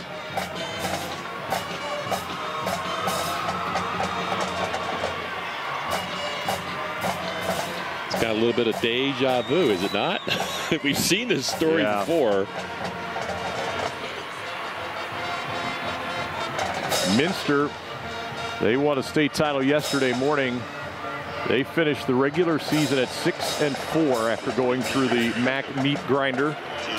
Ended up hosting a first-round playoff game with only 6 wins, and they were very decisive in their title win yesterday against Cuyahoga Heights. And now Marion Local doing the same as the Midwest Athletic Conference is looking to take home another football title. Aquila on the return out near the 29-yard line. What has the Midwest Athletic Conference done, not only in football, but across the board? That MAC Pride sign, that is real. That is state championships all across the board, all sports. They've already won 3 this year with the other fall sports, and you had Minster yesterday. This will be number 125 for the conference, Greg, since 1973. That title by New Bremen came this fall as well. Doesn't even make sense. No, it doesn't make sense. It's just impressive. Folko again is going to be pressured, and again he is going to be sacked. And for this defense, that'll be the 4th official sack of the day. Darren Hayes will get credit for this one. Again, talk about a well-coached defense who's watched some film, play action pass, 2-receiver route, both receivers covered downfield. And Hayes has time to get there. Coverage has been excellent all day by that secondary for the Flyers. Folko again, quick one over the middle. Zuli's got the catch out to the 36. So they get a big chunk of it back and more. It'll be 3rd down and 4. Greg, think about this. Since 1989, only 3 years has there not been a MAC school play for a state championship. 91, 93, and 2002. And they've won one every year in that time since 09. 37 total football titles. And they'll fake it. Nybecker kept it, and he's got a 1st down out to the 44-yard line.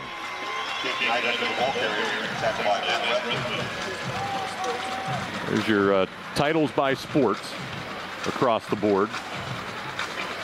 And that's what's impressive, is it's across the board. Yeah, that's just not football. Football's boys, girls, leading the way. Doesn't matter. The girls have excelled just as much as the boys. Figure schools of their size, all those are 3-sport athletes for the most part. And it just carries over. Nice run again here. And that'll be all the way down to the 38. And a good solid run by Joey Torak. He did not get a chance to really showcase his abilities today. Over 1,400 yards and 15 touchdowns. But you can see why he had, in fact, that's Nybecker. I beg your pardon. Yes. That was Torak downfield trying to throw a block. Yeah, Torak was their blocker. Yep. Correct. They both ended up on the ground next to each other. And Nybecker had 14.69 coming in. Torak had 14.03 coming into today. And the two combined for 35 touchdowns. Folko to the air. He will throw and just threw it away. He was trying to get it to Ryan Lips, but he was well covered. It'll be 2nd down. Tyler Pranger in the secondary just took it away, and they've done that all day long. But going back to those 2 running backs, I mean, that's something to be said when you got 2 guys over 1,200 yards, nearly 1,300 yards in the same backfield for the season, combining for 35 touchdowns between them.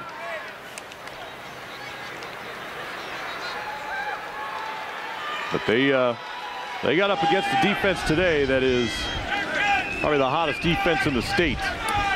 The way they have performed all season and specifically here in the postseason. Folko to the right. Zuli the catch. Tapped down by Rethman at the 31. And it'll be 3rd down. OHSAA State Championship Football and Spectrum Sports is brought to you by your local Toyota dealer. For all Toyota offers, go to buyatoyota.com. Toyota, let's go places.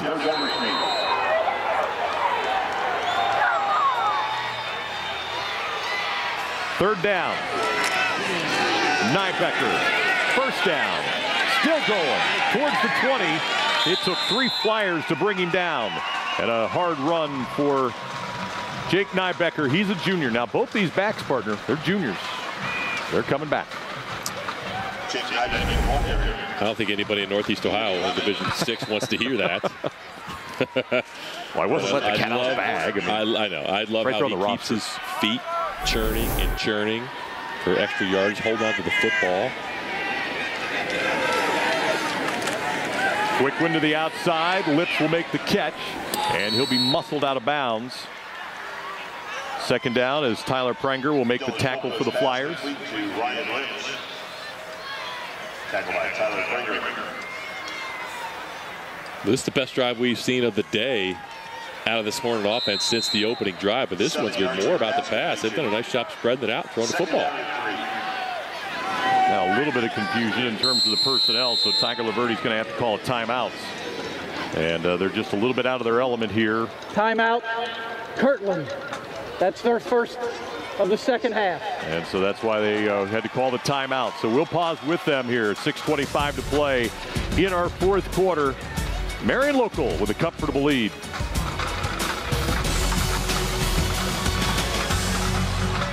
From the grueling summer heat of two-a-days to the brisk fall ups and downs, the November playoffs to the OHSAA state championships, only Spectrum Sports was there to capture it all.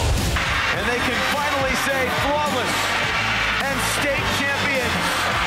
Congratulations, Trotwood Rams, on an amazing year and state championship. Spectrum Sports, the exclusive home of the OHSAA. Happy Honda days are here. Get the best savings of the year during clearance time. Honda's all-wheel drive SUV lineup is on clearance, and you can make no payments for 90 days. Drive home any new HR-V, CR-V, or Pilot, and make no payments for 90 days, or save thousands with 0.9% financing for up to 60 months on select models. Holiday time is Honda savings time during Happy Honda Days at your Central Ohio Honda dealers. Happy birthday to you. I miss you, Grandma. I wish you could be at my birthday party.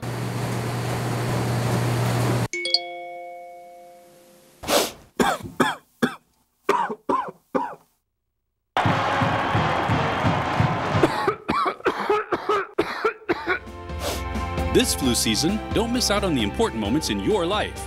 Get your flu shot. Get vaccinated, Ohio. It's game time.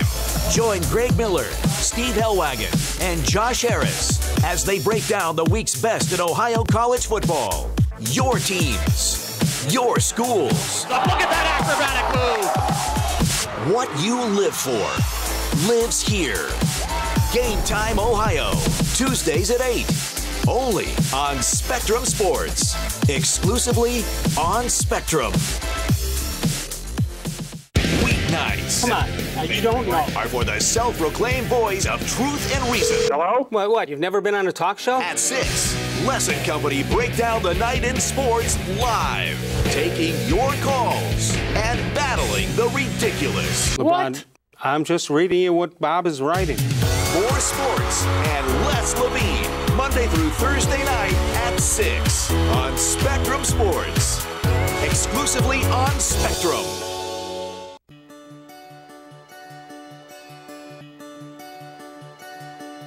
If I play sports for my school, I'll learn how to be part of a team. I will have more friends. I will be active now and when I'm a grown-up. I will learn how to work hard. I'll have better attendance. I'll learn how to overcome adversity. I'll be more likely to go to college.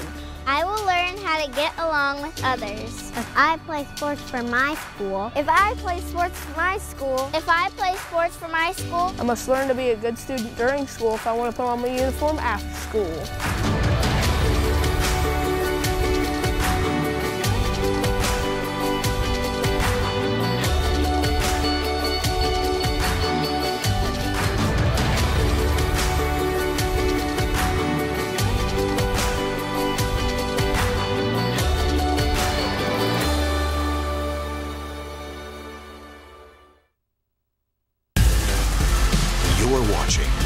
Spectrum Sports. 34-3, it is Marion Local on top of Kirtland here as we are about midway through our fourth quarter. Kirtland playing in its 6th championship game over the last 7 years. They beat Wayne Trace back in 2013. They beat Marion Local back in 2015. They beat Coldwater back in 2011. So they've come away with their share of titles, but it was not meant to be today. Nybecker's run will be just a little bit short, it would appear, of a first down. So 3rd down coming up now for the Hornets. And the quarterback, Fulco, will just lunge forward and would appear to have the first down. We'll see, depending on the spot. Maybe not. Didn't get it. 4th down.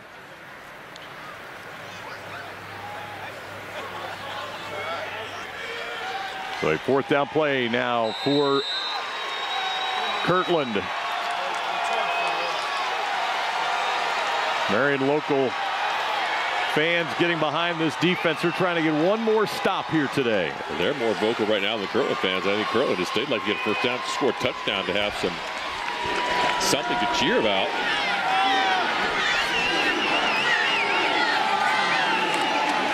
And the handoff is going to be good for the first down. It looked like Gardner got the carry, but again, personnel, they were one short. Nybecker came running onto the field, and it was starting to resemble a Canadian Grey Cup game as Nybecker was running forward at the snap. Well, there was confusion the whole time in between plays and on personnel. And that's going to cost them 5 yards. They're still going to have to go for it. Might be talking, did he stop in time, but it did not appear that he did. A lengthy conversation for what you would think would be a fairly simple call.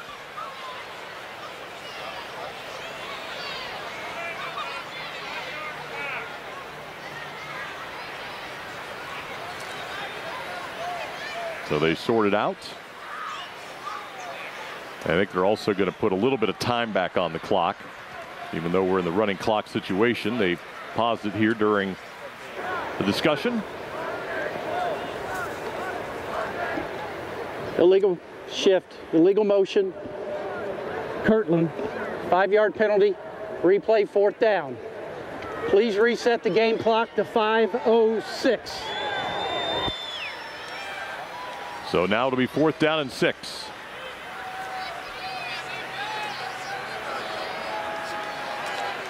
It's been one of those days for Coach Laverty, just nothing going their way.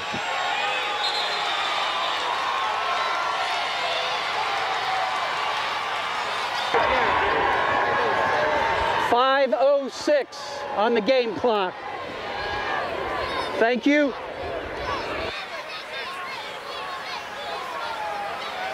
So now we're ready to go.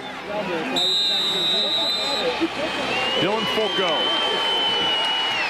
Quick one.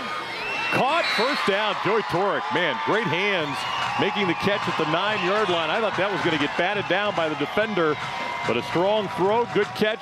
1st and goal. Excellent throw by Dylan Fulco. It's Torek in the out route. Coming out of the backfield. There's not much room to throw that football. He squeezes it in, and a great catch by Joey Torek. Good hands. Pranger got his hand in there, but just came up short. 1st and goal for the Hornets. Play action. And Fulco over here, and it's incomplete as he just threw it over the outstretched hands of Justin Gardner. Sam Hillsman was all over that. Dirksen gets his hand up. He's got to throw this over the top of Hillsman. Hillsman's 6'4", just well defended. There's nowhere to go with the football. That's a play that works for them all the time because they run the football. But today, that run's been stymied, and all those play action passes, just for the most part, are not open. Second down and goal now for the Hornets.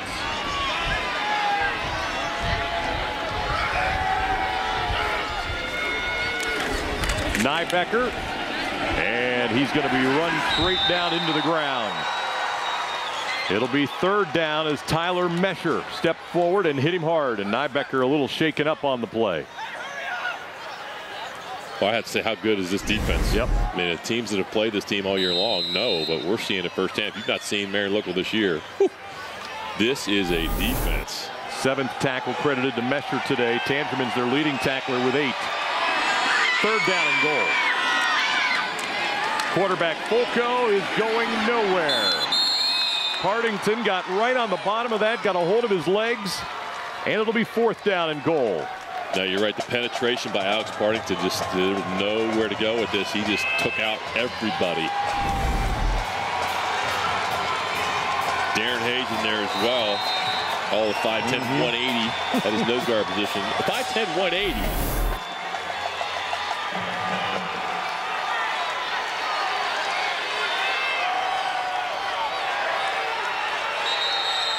Tiger Laverty will call timeout for Kirtland. Timeout, Kirtland. Their second of the half. A lot of pride on the line, both sides here. Marion Local's trying to keep them without scoring a touchdown today. Kirtland's trying to get one of those touchdowns on the board.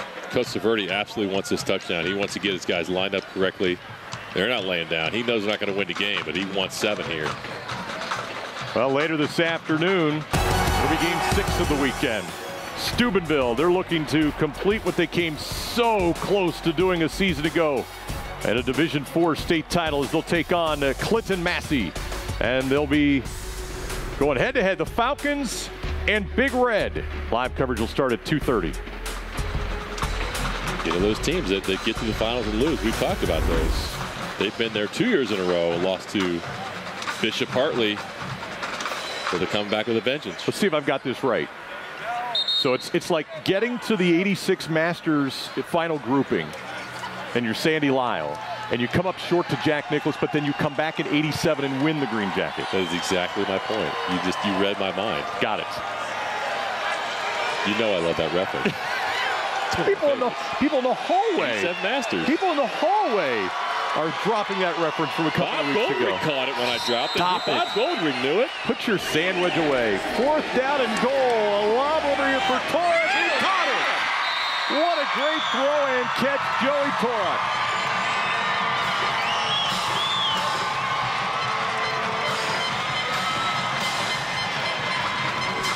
And you feel good for the Hornets of Kirtland to get one on the board. What a great throw by Dylan Folco. This is not an easy throw. It's well covered.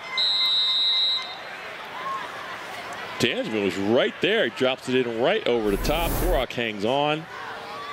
Torok had 2 big catches on that drive. And they will go for 2. They'll toss it to the weak side. And the Flyers have it snuffed out. Now there's a marker in there. Did they get a piece of the face mask here? Let's see. And it is. It's going to be a face mask, so they'll get the chance to do it again. Personal foul. Face mask. Marion Local, number 11. Replay the try. So another opportunity at the 2-pointer. I think we got to give some love to their striped shirts out there today. Those guys are doing a fabulous job. See 11 get his hand in there. Got it in there. Let go as soon as he could, but officials were able to see that. So they'll go to their 2-point play chart again and see what they can come up with here.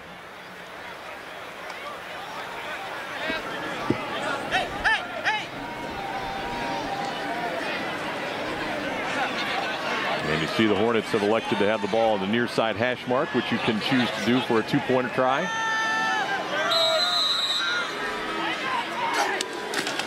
It's Zulli in behind that line, and he lunges forward, and he's in for the 2-point conversion. So Mike Zulli, listed as a wide receiver, has played some at running back. We'll get him in for the 2-pointer.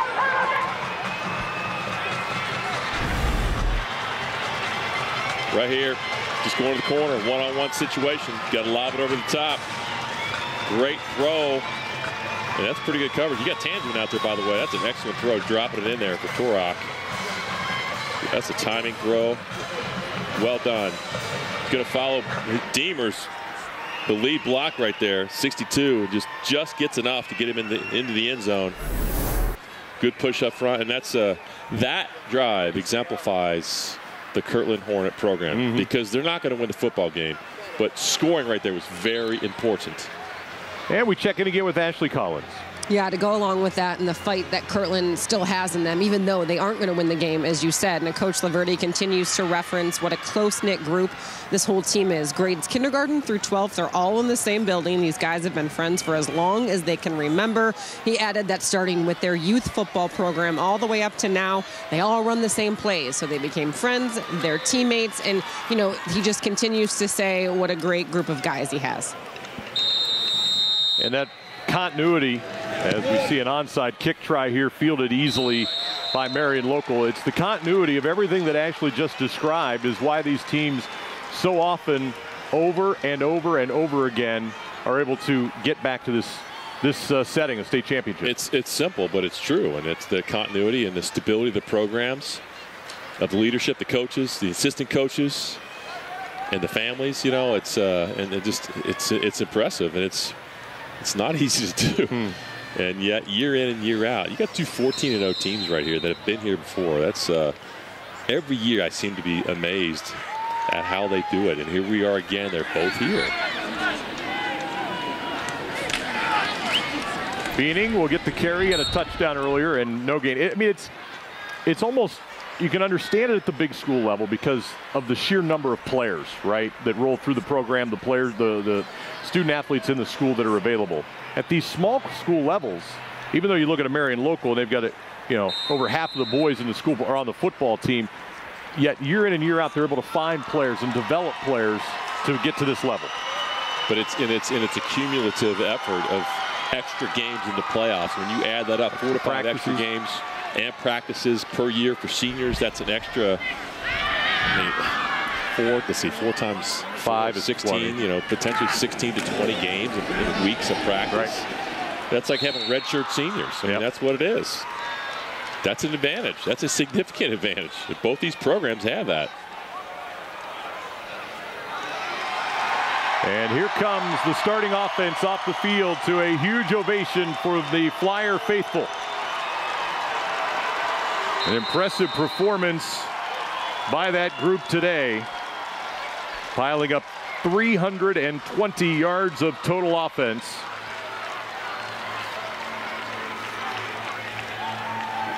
And putting 34 more on the board, averaging 31.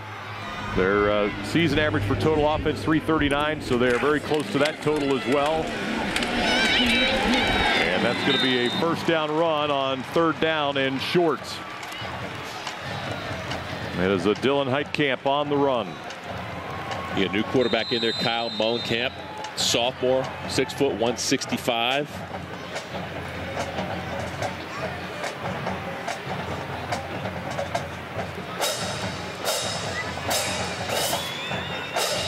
Now I just kind of get my eye on the water bucket that's about to go right on top of Coach Goodwin. They're sneaking up on him. They have got the wall built.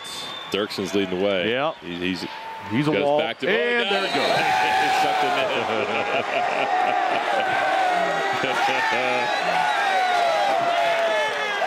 I don't think he minds that. I don't think so. I don't think he minds at all. Kirtland took a knee, and that is going to do it for this Division VI state championship game. The Flyers of Marion Local representing the Midwest Athletic Conference. They have now won their 10th state championship, second most in the state of Ohio. They have tied Newark Catholic and St. Ignatius now with 72 playoff wins. And the celebration has begun for the Flyers as the head coaches Tiger Laverty coming out and greeting the Marion Local players. And the congratulations to head coach Tim Goodwin. Great sportsmanship on the field by both squads today. It was just too much Marion Local. And that exemplifies sportsmanship right there. You see Tiger Laverty running out there. He's got a smile on his face because he knows that he lost to a better football team. Class act across the board. And you see those state championships, all divisions. And now they are just one behind what the guys up in Cleveland have done at St. Ignatius and Chuck Kyle and that great program. Moeller down in the bottom half of the state. And now in the western portion of the state of Ohio, where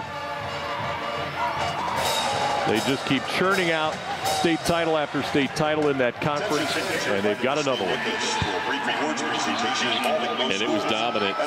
Kirtland started out 3-0 today, and really since then it's been domination by the Flyers. 34 consecutive points before Kirtland finally scores late.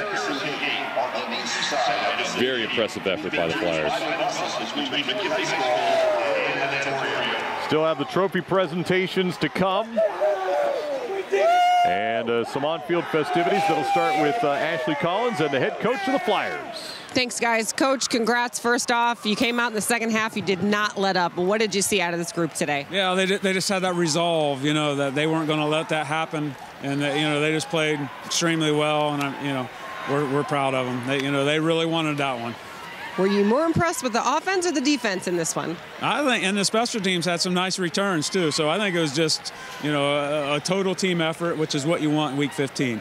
Well, I asked you about the offensive flow when we went into the half, and it just continued to get better. Talk to me more about that. You know, we're just blessed with some skill guys, you know, a quarterback that can pull the trigger and get the ball to where we need to get it. So, and the O-line really did well today too. So it was just a great team effort. Obviously holding a team like Kirtland to just 11 points, that run-first offense they have. Why were you able to contain them?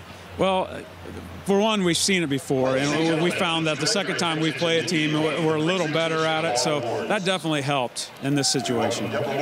Congrats, Coach. Enjoy it. Guys, back to you. I think you hit it right. Again, when you look across what they did today, every phase of the game, the little things, I mean, outside of maybe an extra point or two that didn't go their way, that they didn't need, that was a flawless effort today. It's just Coach Goodwin looks so relaxed because he's been here before a couple of times. You know, this is a team that's been around the block. And another impressive effort in all phases of the game today. State runner-up trophy to the Hornets from Kirtland. All right, let's go down to the field. Deborah Moore will have the state runner-up presentation. Coach Laverde and the outstanding team from Kirtland High School. You've been in this final game 6 out of the last 7 years. Back at your school at Kirtland, you've got 5 trophies in your trophy case, 3 of them gold. And ladies and gentlemen, that definitely represents excellence in the sport of football.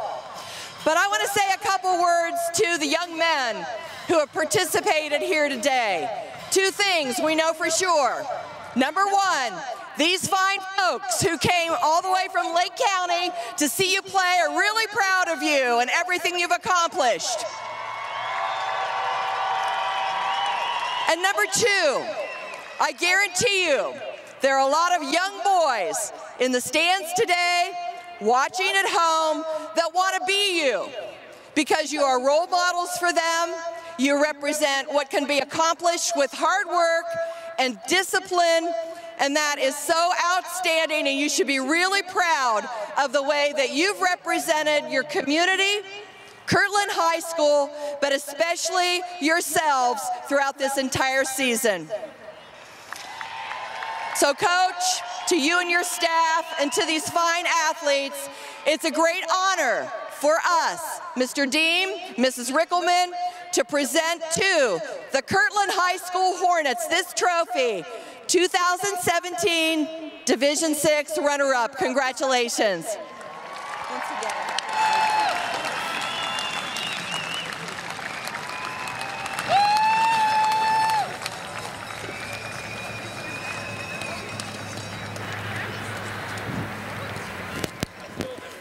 State champions 3 times in 2011, 13, and 15. Runners up now in 12, 14, and 17.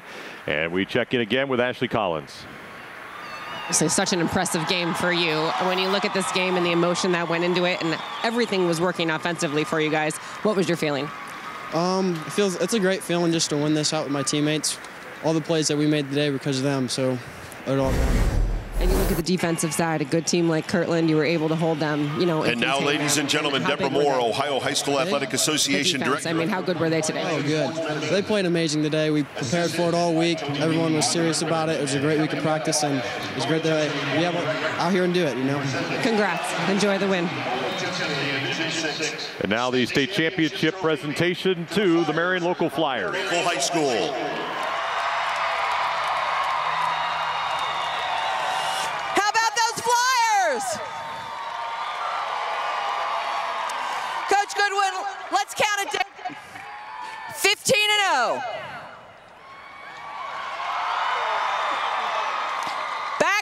championships.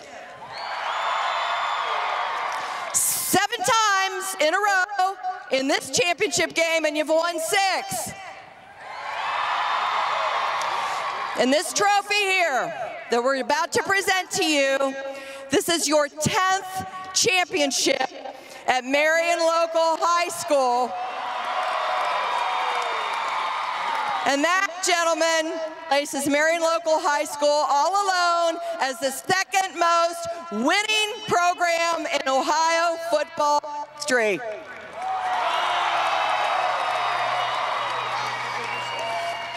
I'm here with Mr. Deem from our board of directors, and we consider it a great privilege to be able to present to the Flyers of Marion Local High School this trophy, which says 2017 Division 6 champions. Congratulations. 10th title in 12 tries. That's a pretty good percentage, partner. 10 out of 12 when you get to this game. Only time runner-up 2003, and then a couple of seasons ago when they lost to Kirtland in 2015. This speaks to the tradition and the excellence of that program. Not only getting here, and they've done that a lot, but winning when they get here. That's I'm running out of adjectives to define what that means. So impressive. I also want to speak to the sportsmanship of Kirtland. Their players stayed right there and watched that championship trophy presentation. There's obviously a tremendous amount of respect between these two programs. And that's a good point. And for the young kids that are watching this game, you know, Kirtland came across, shook their hands, very respectful, which you need to do because they have respect for each other. And Coach Laverty was the first one out there with a smile on his face. Yes, he was. And that's genuine. That's different in this day and age. So that was great to see.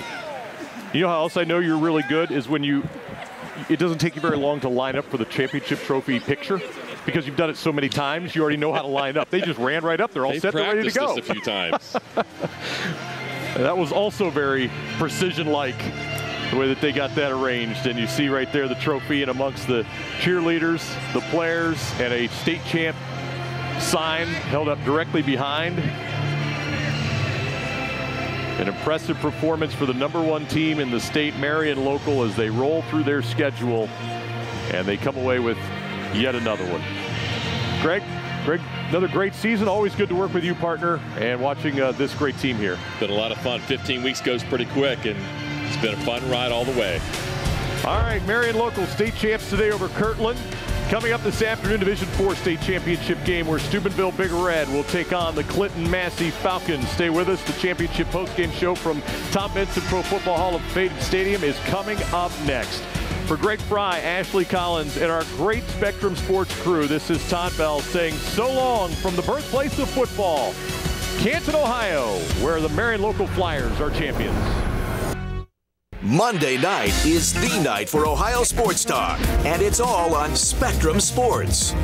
At 6, the self-proclaimed voice of truth and reason takes your calls live on More Sports and Les Levine. Then at 7, Dave Bacon and the boys unload on the weekend sports on Armchair Quarterbacks. And at 8, Bruce Hooley's out to make you the smartest sports fan around. Ohio's biggest night in sports talk. Monday nights only on Spectrum Sports.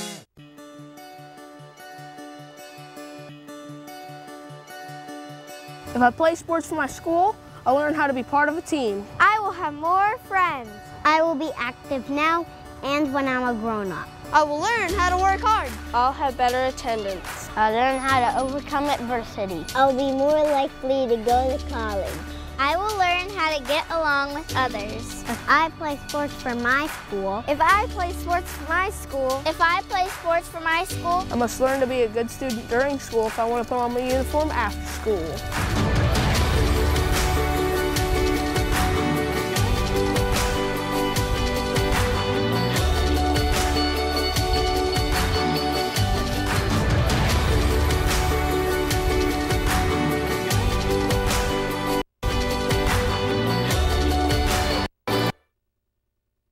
There are two kind of coaches, you know.